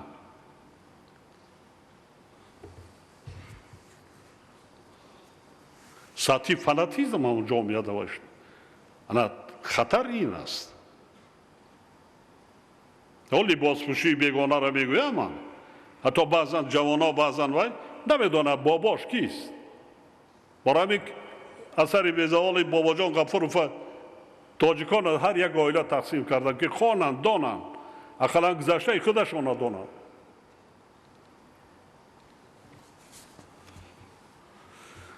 ما باید این کارها را همچنین با خاطر انجام دهیم که فرزندانمان آینده در زندگی محتاج و سرگردان نشوند، فریفته عقیده‌های خرابکارانه و وعده‌های دروغ و غرضناک گروه‌های ارتجاعی نگردند. اقلا فرزندان خودشان را درست تعلیم و تربیت داده توانند. اگر هیچ نوع سواد داشته باشد فرزند خودش را تربیت میکنند یا نه؟ میکند. بار دیگر تاکید میسازم که تنها سواد و معرفت و علم و دانش انسان را از همه بدبختی و ناکامیان نجات میبخشد. بنابراین فرزندان را از علم و معرف دور نسازید. در رابطه با این تاکید مینمایم که در نتیجه مناسبت رویکی و تقدیر آینده نورسان و جوانان سهلنگاری و بی‌طرفی از جانب بعضی رهبران مؤسسه‌های تعلیمی اینچنین پدر و مادران و اهل جامعه فرزندان ما به دام سازمان‌های افراطی و تروریستی گرفتار می‌شوند و آینده خود را برباد می‌دهند. رویکی کردیم، فریب دادیم، همه آمدیم و رفتیم برای یک معاش دیگر. کی را فریب میدیم؟ خودمون. فرزندان ما فریب میدیم، نبیره‌های ما فریب میدیم.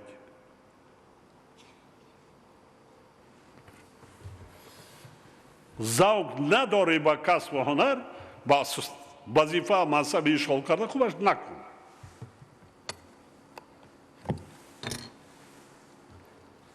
لیکن انسانی که کسب دارد، هنر دارد، در یگان دنیا، در یگان دولت خوار و زار نمی شود، پیش کسی محتاج نمی گردد.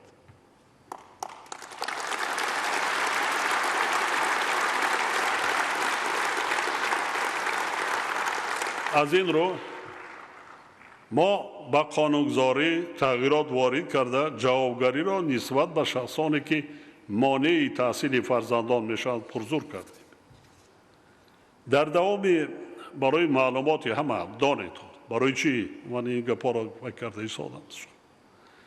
در دوام 5.5 سال آخر یعنی سالهای 2019 2023 و نیم ساله اولی سال 2024 در مقیاس کشور از جانب نابالغان و جوانان یا با اشتراک آنها قریب 28,000 جنایت صادر گردیده است. یعنی به حساب میانه بیش از 5,000 جنایت در یک سال صادر شده است. از این شماره 4,018 نفر را نابالغان از 23,814 نفر را جوانان تشکیل می‌دهند. از شماره عمومی شخصان جنایت صادر کرده 1,000 نفر خوانندگان مؤسسه‌های تحصیلات میانه عمومی و 183 نفر دانشجویان میباشند. علاوه بر این سالهای آخر حالتهای افراطی شوی خوانندگان و دانشجویان و پیوستن آنها به حرکت و گروه‌هایی که افراطی و تروریستی اعلان شدند زیاد شده ایستاده است. من حادثه‌ای که آخر آن شده ایستاده است هر جا چه نام و مرتبه ملت تاجی را بلند برداشت. چی شدند؟ مرده رفتند.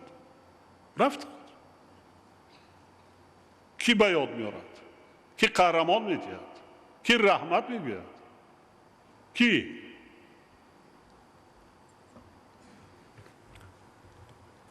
با در نظر داشت حالتهای بیان گردیده ضرور است که به مسئله تربیت نورسان و جوانان ترغیب و تشویق فعالانه و گسترده طرز حیات سالم، تربیت انسان دوستی و وطن دوستی و بلند برداشتن معرفت حقوقی جوانان و جلب آنها به ورزش در نوبت اول از جانب پدر و مادران، یعنی در محیط عائله به تربیت فرزندان اعتبار اولین درجه و دائمی داده شود. دو روز پیش در تاجیکستان اولین مراتبه در تاریخ انسانیت، تاریخ تاجیکستان اولین مراتبه چمپیونات جهان اوید به گشتینگیری ملی تاجیکی برگزار کردیم.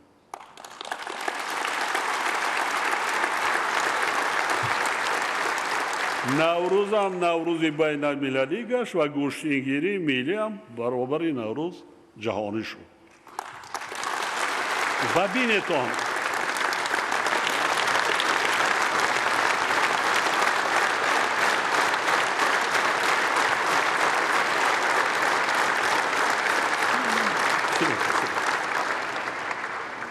و بینید در اینجا من حضور داشتم ورزشگران ما خیلی بگیم کسب هنر دیگر اونایی که به ورزش ذوق دارن، مشق و تمرین کردن، آمادگی دیدن، هم پرچم ملتی تاجیک را بلند برداشتن، هم صاحب مبلغ شدن. جای یکم $20,000 $200,000 تومان در بند 5 دقیقه. مدال جهانی شدن.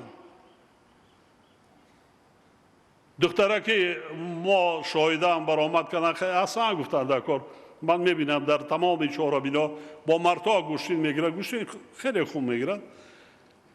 شاید خسته شده بود چون که تا این درجه برای در یک روز 3-4 مراتبه ای کرده بعد برآمدن، لیکن به هر حال جای دوم گرفتن $10,000 $100,000 تومان. من زندگیش پیش میبرد.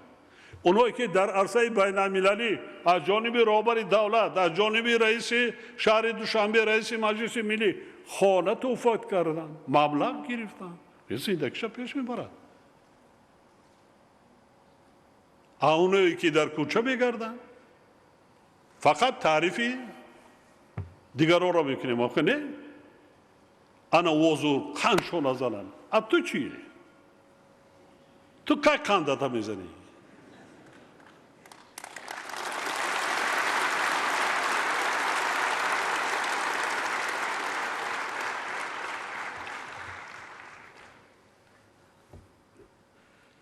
جوانان و نورسان نیز در نوبت خود باید خوب در نمایند که با جا آوردن عزت و احترام پدر و مادر و غمخواری در حق آنها هم قرض ایمانی و وجدانی و هم وظیفه انسانی آنها و حساب می‌رود.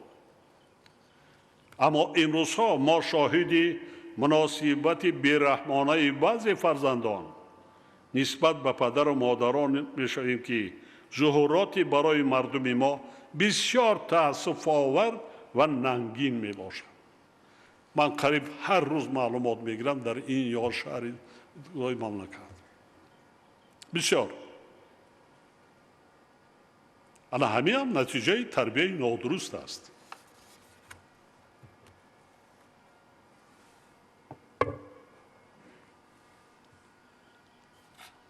از این رو ضرور است که در مسائل تحصیلات میانه عمومی صفت درس‌های معرفت عائله‌داری، آداب و اخلاق و اساس‌های دولت و حقوق بلند برداشته شود تا نسل نورس زندگی آرام و آسوده را از تیرگی و ظلمات فرق کرده حیات آینده خود را درست به نقشه گرفته تواند.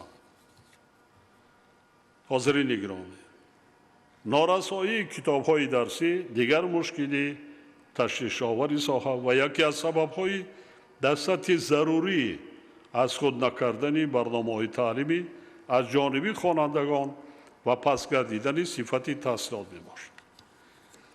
طی 3 سال اخیر 203 نامگوی کتاب‌های درسی خصوصاً از فن‌های ادبیات، تاریخ و حقوق از جانب متخصصان و کارشناسان از تشخیص علمی گذرانده شده، در آنها دلیل‌هایی که با معیار و ارزش‌های کنستیتوسیون و جامعه‌بینی علمی مطابقت ندارند آشکار گردیدند. ولی طبق معلومات از 203 نامگوی کتابی تشخیص شده، 82 نامگوی آنها تا امروز اصلاح و بازنشر نشده است.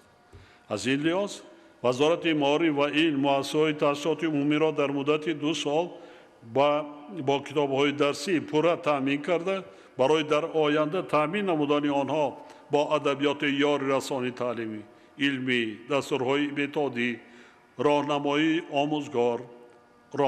آموزگار و اصول تعلیم از هر یک فن تعلیمی تدبیرهای فوری اندیشد و دایر به اجرای سپارش و رهبری دولت حسابات پیشنهاد نماید.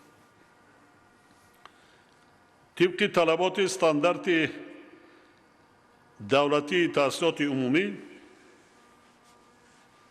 در جمهوری تاجیکستان در روند تعلیم همگرایی نظریه و عملیه باید برای مانده دانش‌های نظریه‌ای خوانندگان توسط گذراندن کارهای عملی مستحکم کرده شد. اما شماره زیادی مؤسسه‌های تحصیلات عمومی تا به حال با کابینت‌های فنی، آزمایشگاه‌های مجهز و استخوان‌های تعلیمی تأمین نیست. برای حل این مسئله سال 2021 برنامه تعلیمی تأمین نمودن مؤسسه‌های تعلیمی با کابینت‌های فنی و آزمایشگاه‌های مجهز تعلیمی برای سال‌های 2021 و 2025 قبول گردیده است، ولی اجرای آن از جانب مسئولین درست برای مانده نشده است. به این سبب زمینه مادی و تکنیکی مؤسسه‌های تعلیمی با معیارهای اتستاسیون و اکریدیتاسیون دولتی مطابقت نمی‌کند. مثلا اگر این نشان دهنده در شهر دوشنبه 96.3% اجرا شده باشد، پس آن در ولایت‌های سوخت همگی 73، خطلان 48، شهر نایای تابع جمهوری 29 و ولایت مختار کوهستان بدخشان 7% را تشکیل داده است که نهایت تشویش آور می‌باشد. حکومت مملکت، وزارت معارف و علم، رئیسان ولایت‌ها، شهر نایه‌ها و مدیران شعبه‌های معارف را ضرور است که با جلب امکانات‌های علاوه‌ای مالیوی برای حل مسائل ذکر شده چاره‌جویی نمایند. تاکید می‌نمایم که این مسئله باید در دوام 2 سال آینده پورا برطرف کرده شود. معاون سروزیر و یاردمچی پرزیدنت مملکت اوید با مسائل رشد اجتماعی و رابطه با جامعه روند اجرای دستور مذکور را زیر نظارت قطعی قرار دهد. در عین زمان ضرور است که برای جلب ختم کردگان مؤسسه‌های تحصیلاتی عالی کسبی رویه آموزگاری چاره‌های فوری اندیشیده شد. سال جاری مؤسسه‌های تحصیلات میانه و عالی را بیش از 14,000 نفر با اختصاص آموزگار ختم کرده است. حکومت مملکت، وزارت رشد اقتصاد و سودا، معارف و علم برای حل مشکلات تأمینات کادری، مسئله آماده نمودن کادرهای بلند اختصاص آموزگاری از جمله از فنهای طبیعی و ریاضی را بازنگری نموده، نقشه قبول را وابسته به احتیاجات تحصیلات عمومی تهیه و عملی نمود. نظارت اجرای این کار به ذمه معاون سروزیر و یاردمچی پرزیدنت اوید به مسائل رشد اجتماعی و رابطه با جامعه گذاشته میشود.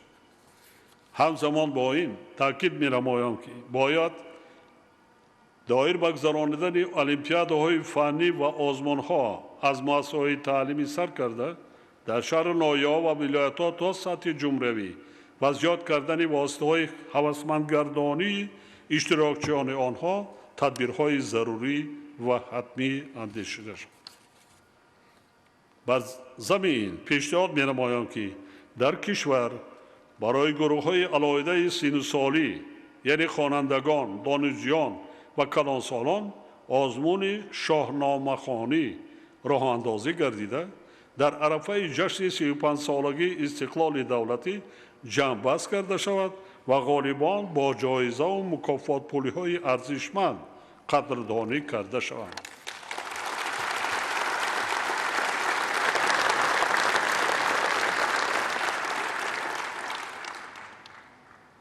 وزارت مالی و علم دایر و این مسئله است سندهای داخلدار را در مدت 3 ماه تهیه و با دستگاه اجرایی پرزیدنت پیشنهاد نماید. ما برای چی 2 سال دادیم؟ 2 سال وقت مردم از مطالعه کند که بیشتر اشتراک کند، اشتراکچیان بیشتر باشد. گپ درباره یک کس آزموده غالب برآوردن نه، برای عاموی گردانیدن مردم به خواندن کتاب، تاریخ و تمدن باستانی خود شناسایی پیدا کردن، بلند برداشتن سطح معرفت ناکی مردم است.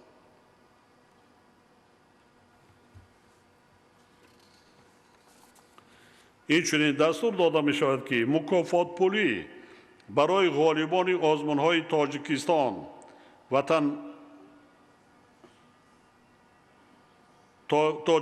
وطن عزیز من فروغ صبح دانایی کتاب است، علم فروغ معرفت و تاجیکان آینه تاریخ ملت از مکتب ها سر کرده تا سطح جمهوری 100% زیاد کرده شود.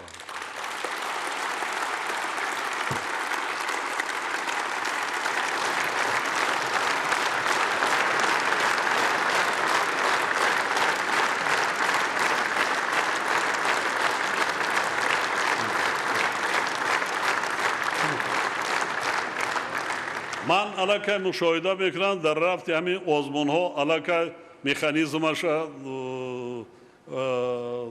یافتن راهاش بعضا فرزندان منصب دارا صاحب کارا همین خیلی و شده ای ساده است. این قالب شکسته مانده کار در هر یک آزمون پیشکی نی در مدت یک هفته یا 4-5 روز پیش از آزمون هیئت داوران تغییر داده شود در هر یک آزمون. اصلا به نیاز زیاد است، مخصوصا جوانان، لیکن برای چی آموزگاران کم هستند؟ انا اینجا سوال. شماره آموزگاران اشتراک کردن در این آزمون ها خیلی کم است. انا این سطح و صفت کسبیت آموزگار را نشان میده.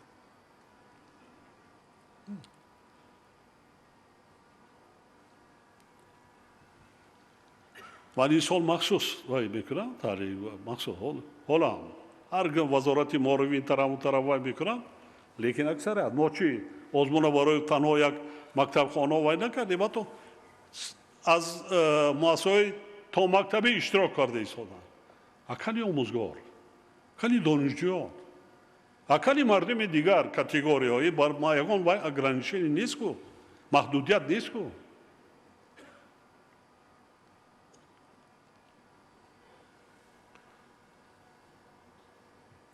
وزارت مالیه در این خصوص به حکومت مملکت پیشنهادهای مشخص منظور نماید. تا امروز تنها در 2 آزمون جمهوری فروغ صبح دانایی کتاب است و این فروغ معرفت قریب 1,200,000 از جمله صدها نفر آموزگاران نیست اشتراک دارند. 1,200,000 چی است؟ من گفتم 2,300,000. عموما در مجموع خوانندگان تا دانشگاه های عالی دانشجویان دیگر در مجموع 2,800,000 اشتراک کرده است در عموما آزمون 1,200,000. اگر گیریم جوانان نورسان جوانان وای کم 50% اشتراک کرده است. این یک دیگر کاتگوری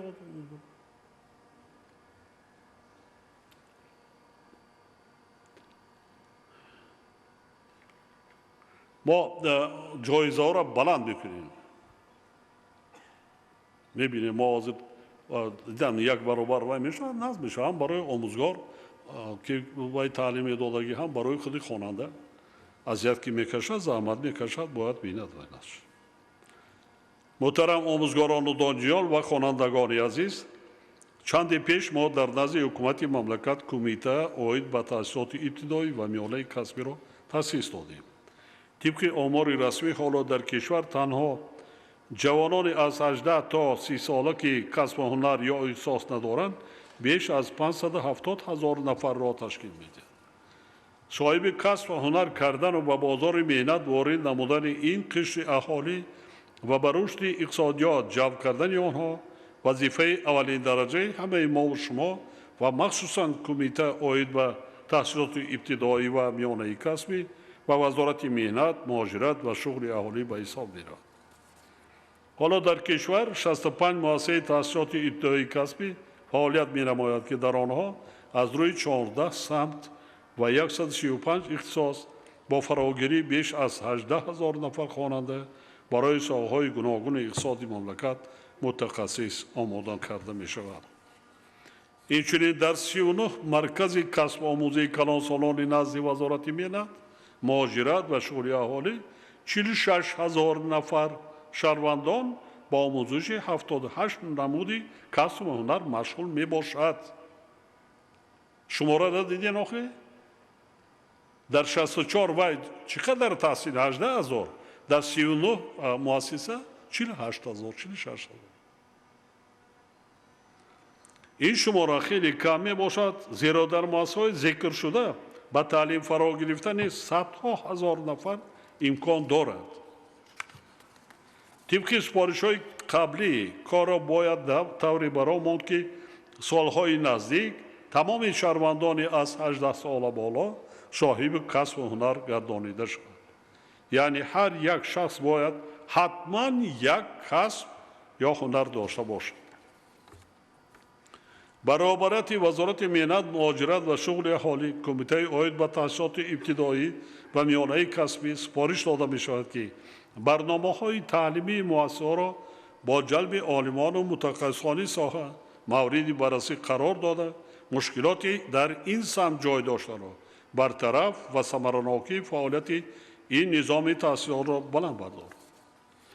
خاطر رسان می سازم که مسئله تعمیر طلب بودن مؤسسه‌های ابتدایی کسبی و مرکزهای کسب آموزی کلانسالان نیز حل فوری را تقاضا می‌نماید.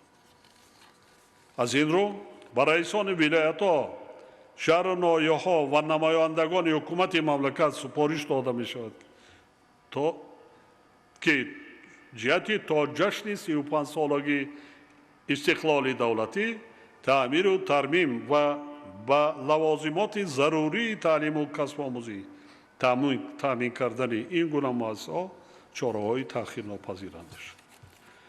وسیع نمودن شغل پرمحصول یکی از هدف‌های استراتژی ملی رشد جمهوری تاجیکستان برای دوره تا سال 2030 به حساب رفته با مقصد به کسب آموزی و در این زمینه به شغل فرا گرفتن اهالی کشور سال 2020 برنامه کسب آموزی شهروندان جمهوری تاجیکستان برای سالهای 2021-2025 قبول کرده شد.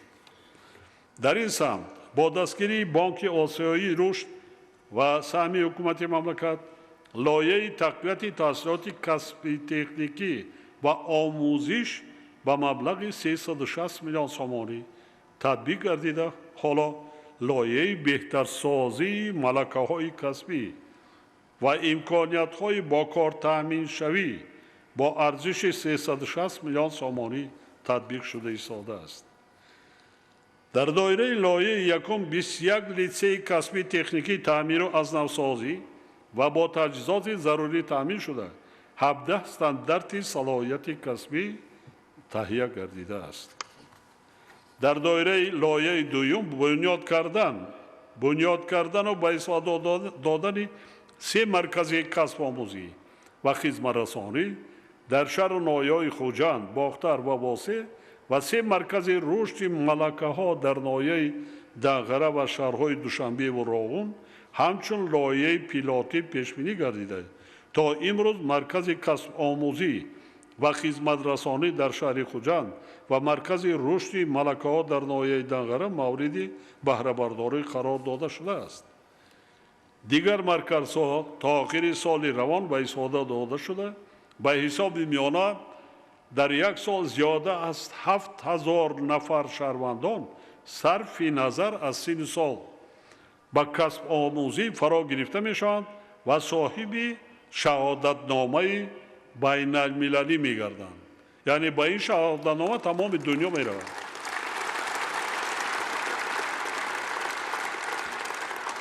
در این مرکزها آموزگاران از طریق آزمون انتخاب کرده میشوند و حتی از خارج کشور نیز انتخاب شدند در این مرکزها کار و فعالیت دارند.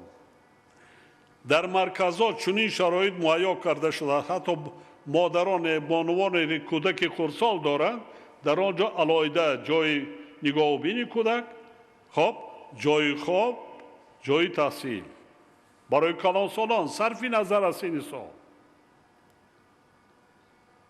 به نهایت ما هدف ما از تأسیس کمیته هم از همین عبارت است که ما با همون استانداردهای طلبات های استانداردهای بین المللی صرف کارگری خود را آماده کنیم. حتی زبان آموزی چیزهای عادی سرتیفیکت میگیره تمام دنیا را با استفاده برده میشه. حالا کار جهت در دیگر منطقه‌های کشور است. ساخته به استفاده دادن مرکزهای کسب آموزی و خدمترسانی و رشد ملکه‌ها ادامه داشته در آینده نزدیک برای فراگیری پوره اهالی به کسب و اختصاص تدبیرهای ضروری عملی کرده میشود. وزارت‌های مالیه، معارف و علم، رشد اقتصاد و سودا، مهنت، مهاجرت و شغل اهالی، کمیته دولتی سرمایه‌گذاری و اداره اموال دولتی همکاری را با سازمان‌های بین المللی برای از نوسازی و به طلبات زمان مطابق گردانیدن لیسه‌های کسبی و تکنیکی و فیلیال‌های مرکز تعلیمی کلانسالان جانب نمایند. در این ردیف به تهیه کتاب‌های درسی، ادبیات و مواد تعلیمی نیز باید توجه جدی داده شود، زیرا در زمینه تحصیلات ابتدایی و میانه کسبی نارسایی آنها تشویش آور میباشد. به دستگاه اجرایی پرزیدنت، معاون سروزیر، یاردمچی پرزیدنت، عاید به رشد اجتماعی و رابطه با جامعه، وزیر معارف و علم و رئیس کمیته عاید به تحصیلات ابتدایی و میانه کسبی سپارش داده می شود که این مسئله در 2 سال آینده برطرف سازند. حالا در کشور 88 مؤسسه تحصیلات میانه کسبی یعنی کالج ها با فراگیری 90,000 دانشجو فعالیت دارد. یعنی با 214,000 دانشجویان مؤسسه تحصیلات عالی 312,000 نفر جوانان در داخل کشور با آموختن علم و دانش و کسب و هنر مشغول هستند. 41,000 دیگر در خارج کشور. تا زمان صاحب استقلالی در تاجیکستان همگی 43 مؤسسه تحصیلات میانه کسبی فعالیت داشت که در آنها 40,000 دانشجو تحصیل میکرد. یعنی افزایش شماره هم مؤسسه و هم دانشجویان آنها در دوران صاحب استقلالی بیش از 2 برابر را تشکیل میدهد. باید گفت که مشکلات این مؤسسه نیز مثل مؤسسه‌های تحصیلات ابتدایی کسبی بوده اندیشیدنی تدبیرهای مشخص را تقاضا دارند. همچنین با در نظر داشت تجربه پیشقدم جهانی باید به مسئله تأسیس پارک‌های تکنیکی، تکنولوژی و تأسیس کارخانه‌های خرد استحصالی در زمینه مؤسسه‌های تحصیلات کسبی به خاطر آماده سازی متخصصان اهمیت جدی ظاهر کرده شود تا شاگردان امکان گذاشتن تجربه آموزی و گرفتن اولین صلاحیت‌های کسبی را پیدا نمایند. کمیته عاید به تحصیلات ابتدایی و میانه کسبی همچنین وظیفه‌دار کرده می‌شود که به مسئله تخصصمندی راهبران و آموزگاران مؤسسه‌های تعلیمی اهمیت اولین درجه دهند. این چنین ضرور است که پیوند علم با استحصالات محض از همین زینه تحصیلات یعنی ابتدایی و میانه کسبی برآمده شد. زیرا تجربه نشان می‌دهد که در اکثر کشورهای پیشرفته جوانان از این مؤسسه‌ها با استحصالات جلب کرده می‌شوند و چنین اقدام در نوبت خود با کاهش یابی سطح بیکاری مساعدت می‌کند. تأکید می‌سازم که طلبات بازار مهنتی داخلی و خارجی دور و نزدیک باید از جانب متخصصان منتظم آموخته صاحب کسب نمودن جوانان موافق به طلبات روز برآمده شد. در این روند به مسئله آموزش وسیع نه فقط زبان‌های روسی و انگلیسی بلکه دیگر زبان‌های خارجی نیز توجهی بیشتر ظاهر گردد. دوستان گرامی، در زمان صاحب استقلالی زینه تحصیلات عالی کسبی کشور هم از نگاه صفت و هم از لحاظ شماره کلاً دگرگون گردید و رشد و انکشاف بی‌سابقه پیدا کرد. سال 1991 ما همگی 13 مکتب عالی داشتیم که در آنها 69,000 دانشجو تحصیل میکرد. حالا شماره مؤسسه‌های تحصیلات عالی کسبی به 47 رسیده، در آنها 214,000 دانشجویان با آموزش علم دانش‌های زمانوی مشغول میباشند. همچنین زیاده از 41,000 جوانان با استعداد ما در بیش از 40 کشور دنیا با آموزش علم و دانش مشغول است. تنها در فدراسیون روسیه بیش از 20,000 و در جمهوری مردم چین زیاده از 5,000 دانشجویان تاجیک تحصیل کرده ایستادند. برای در خارج کشور تحصیل کردن البته دانستن زبان‌های خارجی ضرور است. همینطور نه؟ جوانان با استعداد ما که در کشورهای گوناگون دنیا میخوانند تا با زمان تحصیل رفتن علاقه چندین زبان‌های خارجی را از خود کرده بودند. با ضمن این حالات در کشور ما یک دانشگاه مشترک یعنی دانشگاه اسلوونی روسیه تاجیکستان و فیلیال‌های 5 دانشگاه و دانشکده با نفوذ خارجی با شماره عمومی 10,500 نفر دانشجو فعالیت دارد.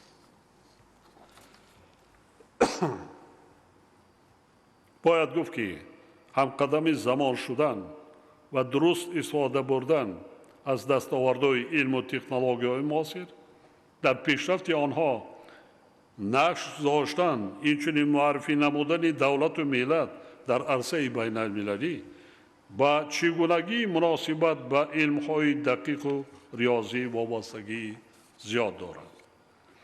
در این سمت در دایره برنامه مقصدناک دولتی رشد علم‌های ریاضی دقیق و طبیعی برای سال‌های 2021 و 2025 و 20 ساله آموزش و رشد فن‌های طبیعت‌شناسی دقیق و ریاضی در ساحه علم و معارف در مؤسسه‌های تحصیلات عالی کسبی یک سلسله کارها انجام داده شدند، اما هنوز نتیجه‌های دلخواه به نظر نمی‌رسند.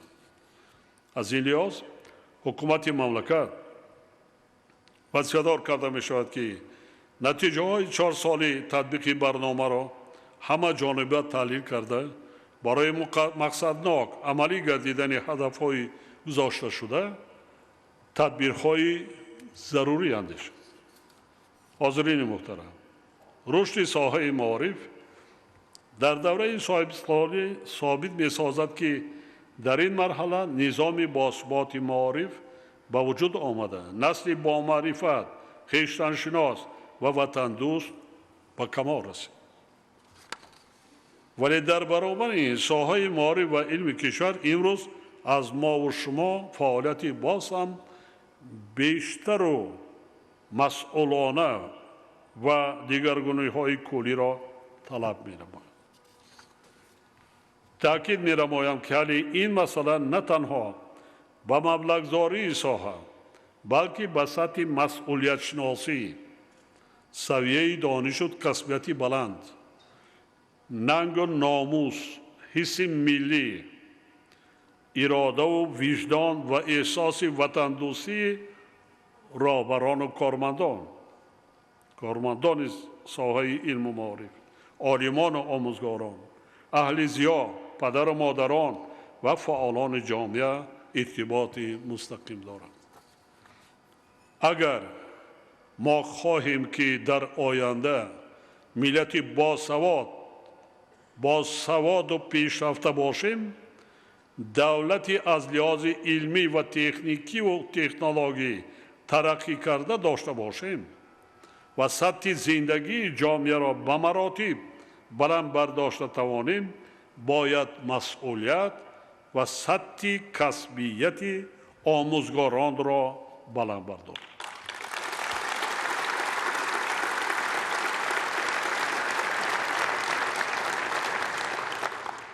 امروز در کشور غیر از وزارت معارف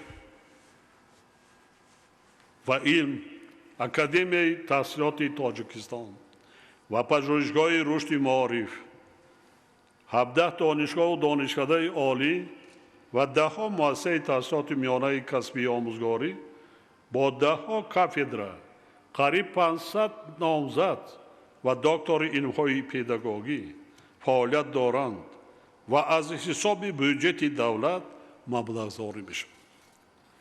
با داشتن چنین ذخیره و امکانیت‌های بزرگ، عالمان و آموزگاران ما وظیفه دارند که نظام معارف را در اساس خصوصیت‌های خاص ملی باز هم تحکیم بخشند و به طور کلی بلند برداشتن صفت آن را تأمین نمایند.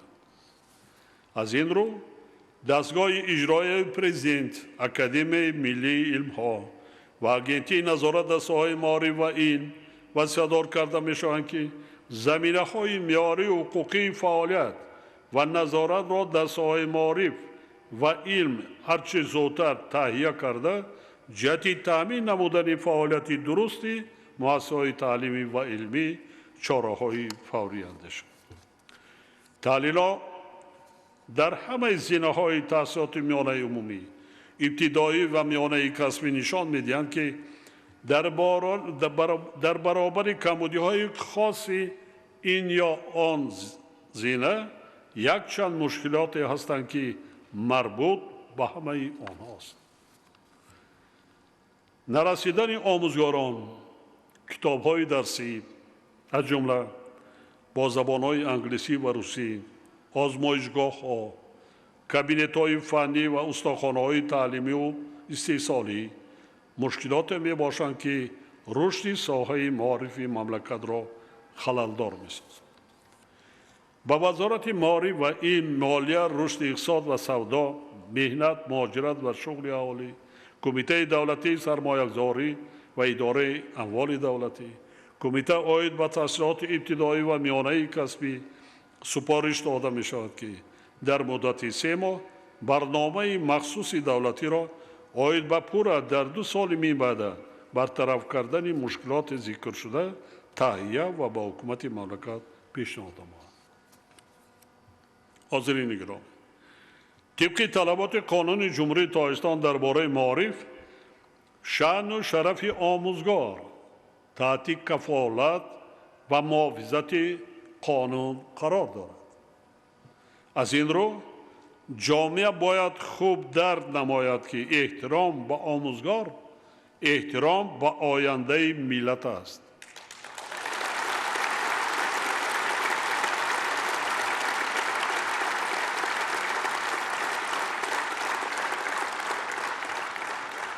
آموزگار شخصی است که با نور سواد و معرفت و علم و دانش حیات جامعه را روشن می سازد. خرافات و جهالت را از حیات جامعه بیرون می کند و سازندگان و آبادگران آینده وطن را به کمال می رساند.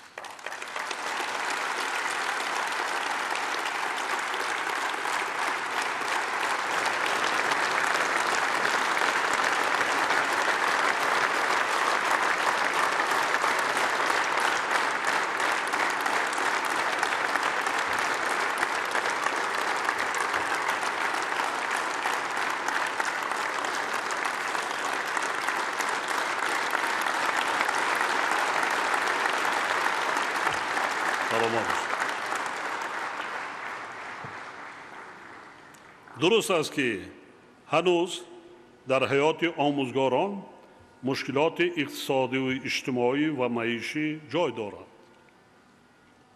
вале агар омӯзгор бо азму иродаи қавӣ дар иҷрои рисолати касбии худ кӯшиш намояд, он гоҳ насле ба камол хоҳад расид ки ба қадри заҳмати устоду омӯзгори худ мерасад, ба давлату ҷомеа содиқона хизмат мекунад. яъне дар сурати заҳмати дилсӯзонаву содиқонаи омӯзгор наслҳое ба воя мерасанд ки давлату миллат ба шарофати кору фаъолияти онҳо боз ҳам ободу зебо ва сатву сифати зиндагии аҳолӣ ба маротиб баранд мегардад. дар робита ба ин вазоратҳои маориф ва илм, адлия, молия, меҳнат, муҳоҷират ва шуғли аҳолӣ, рушди иқтисод ва савдо, агентии назорат дар соҳаи маориф ва илм, маркази миллии қонунгузорӣ вазифадор карда мешаванд ки дар муҳлати 6 моҳ лоиҳаи қонуни ҷумҳурии тоҷикистон дар бораи мақоми омӯзгорро таҳия ва барои баррасӣ ба ҳукумати мамлакат пешниҳод намоянд.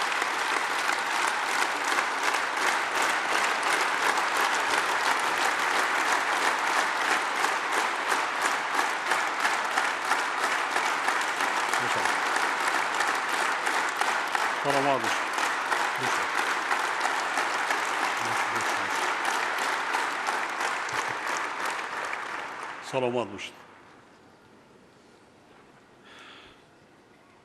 мехоҳам ба устодону омӯзгорони муҳтарам хотиррасон намоям ки ба касби интихоб кардаи худ завқ дошта бошанд. онро сидқат дӯст доранд, иродаи қавӣ ва сатҳи баланди касбият дошта бошанд ва бо рафтору кирдори неку намунавӣ эҳтироми боз ҳам бештари аҳли ҷомеаро ба даст оваранд. яъне иззату обрӯи ҳар шахс аз ҷумла омӯзгор дар навбати аввал аз худаш вобаста мебошад.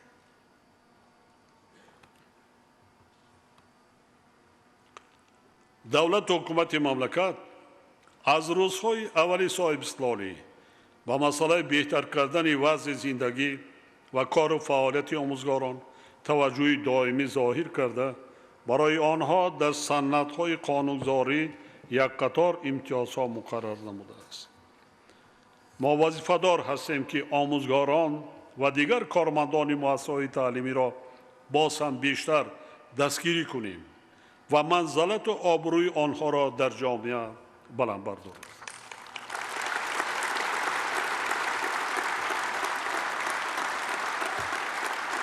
خب همه حاضرینه که در اینجا هستیم از من سر کرده. اگر آموزگار نمی بود یگان نفر ما در اینجا حضور نمی داشت.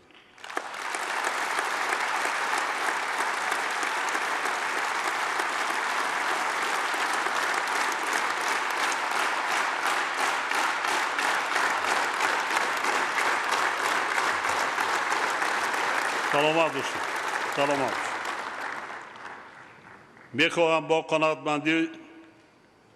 میخواهم با قناعتمندی و سپاس خاطررسان نمایم که آموزگاران و استادان ما همچون قشر فعال و پیشقدم جامعه در سالهای دشوار جنگ تحمیلی شهروندی با وجود مشکلات موجوده آن دوره صادقانه فعالیت نمودند و در تعلیم و تربیت نسل نورست سهمی شایسته گذاشتند.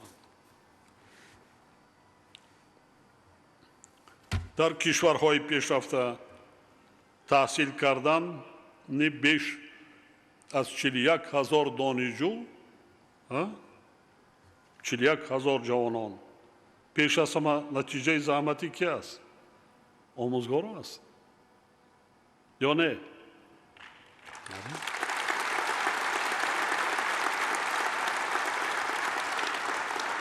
امروز نیز بیش از 130,000 آموزگاران در مؤسسه‌های تعلیمی فرزندان مردم را تعلیم و تربیت داده ایستادند که زیاده از 71% آنها را زنان و بانوان تشکیل می‌دهند.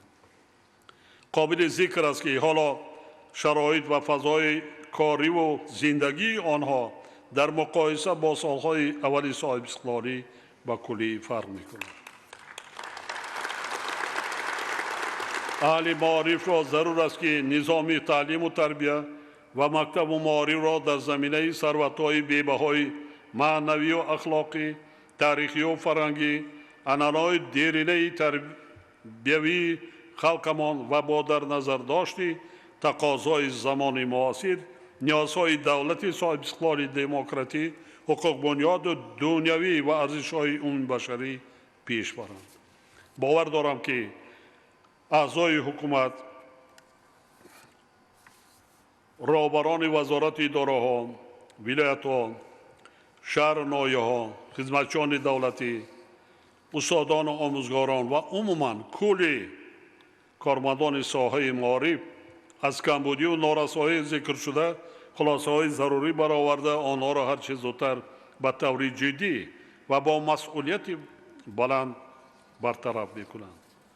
تکراراً تاکید می‌نمایم که ما باید به خاطر فردای آباد دولت و جامعه صدقاً به علم و معارف را آوریم و با سعی و تلاش یکجایه مشکلات ساحه را برطرف کنیم.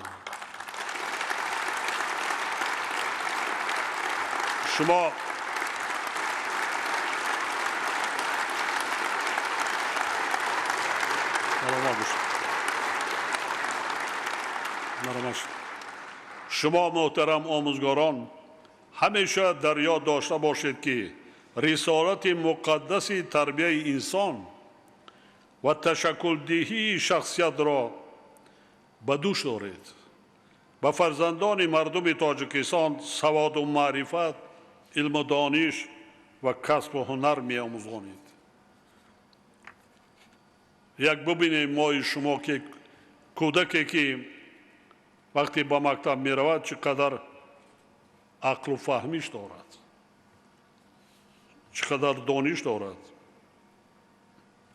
چقدر خوانده و نوشته می تواند.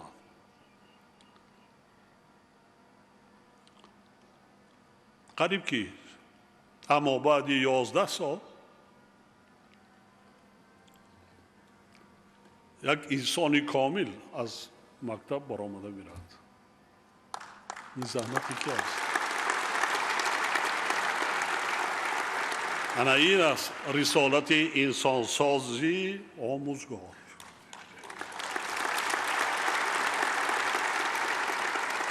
یعنی آینده دولت، ملت و وطن را محض شما می‌سازید.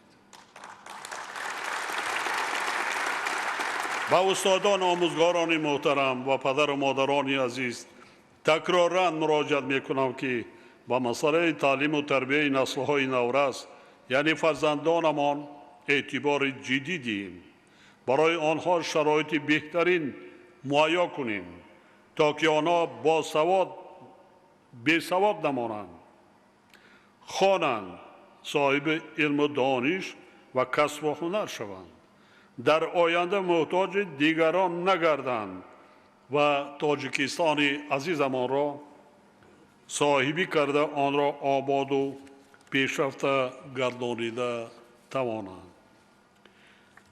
جوانان ارجمند، فرزندان عزیزم، شما هم در نوبت خود خوانید، علم آموزید، صاحب کسب و زباندان شوید، وارث شایسته گذشتگان نیک نام و امروزیان باشید.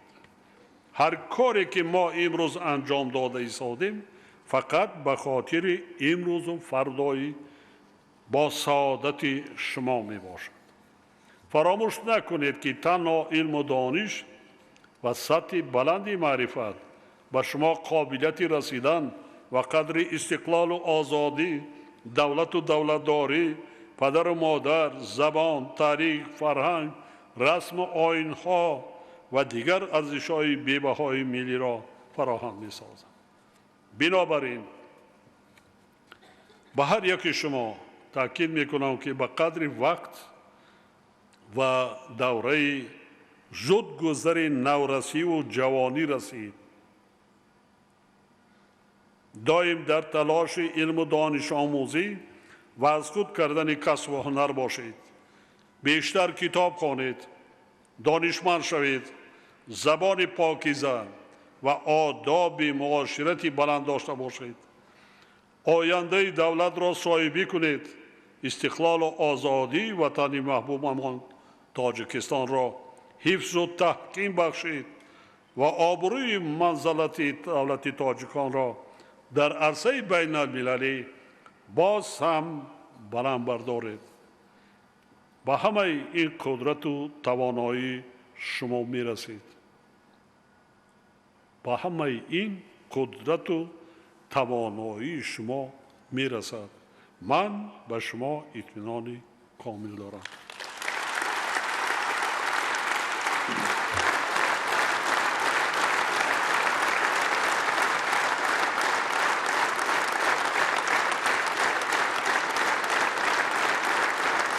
بار دیگر کل اهل معارف، خوانندگان و دانشجویان و هموطنان عزیز را به مناسبت آغاز سال نو تحصیل و روز دانش، اینچنین 33 سالگی جشن بزرگی استقلال دولتی که بعد چند روز فرا میرسد صمیمانه تبریک گفته به هر یک شما حاضرین گرامی برای کار و با دانشجویان و خوانندگان کشور سلامتی و خوانش اعلی آرزو می نمایم. همیشه سلامت و خوشبخت باشید.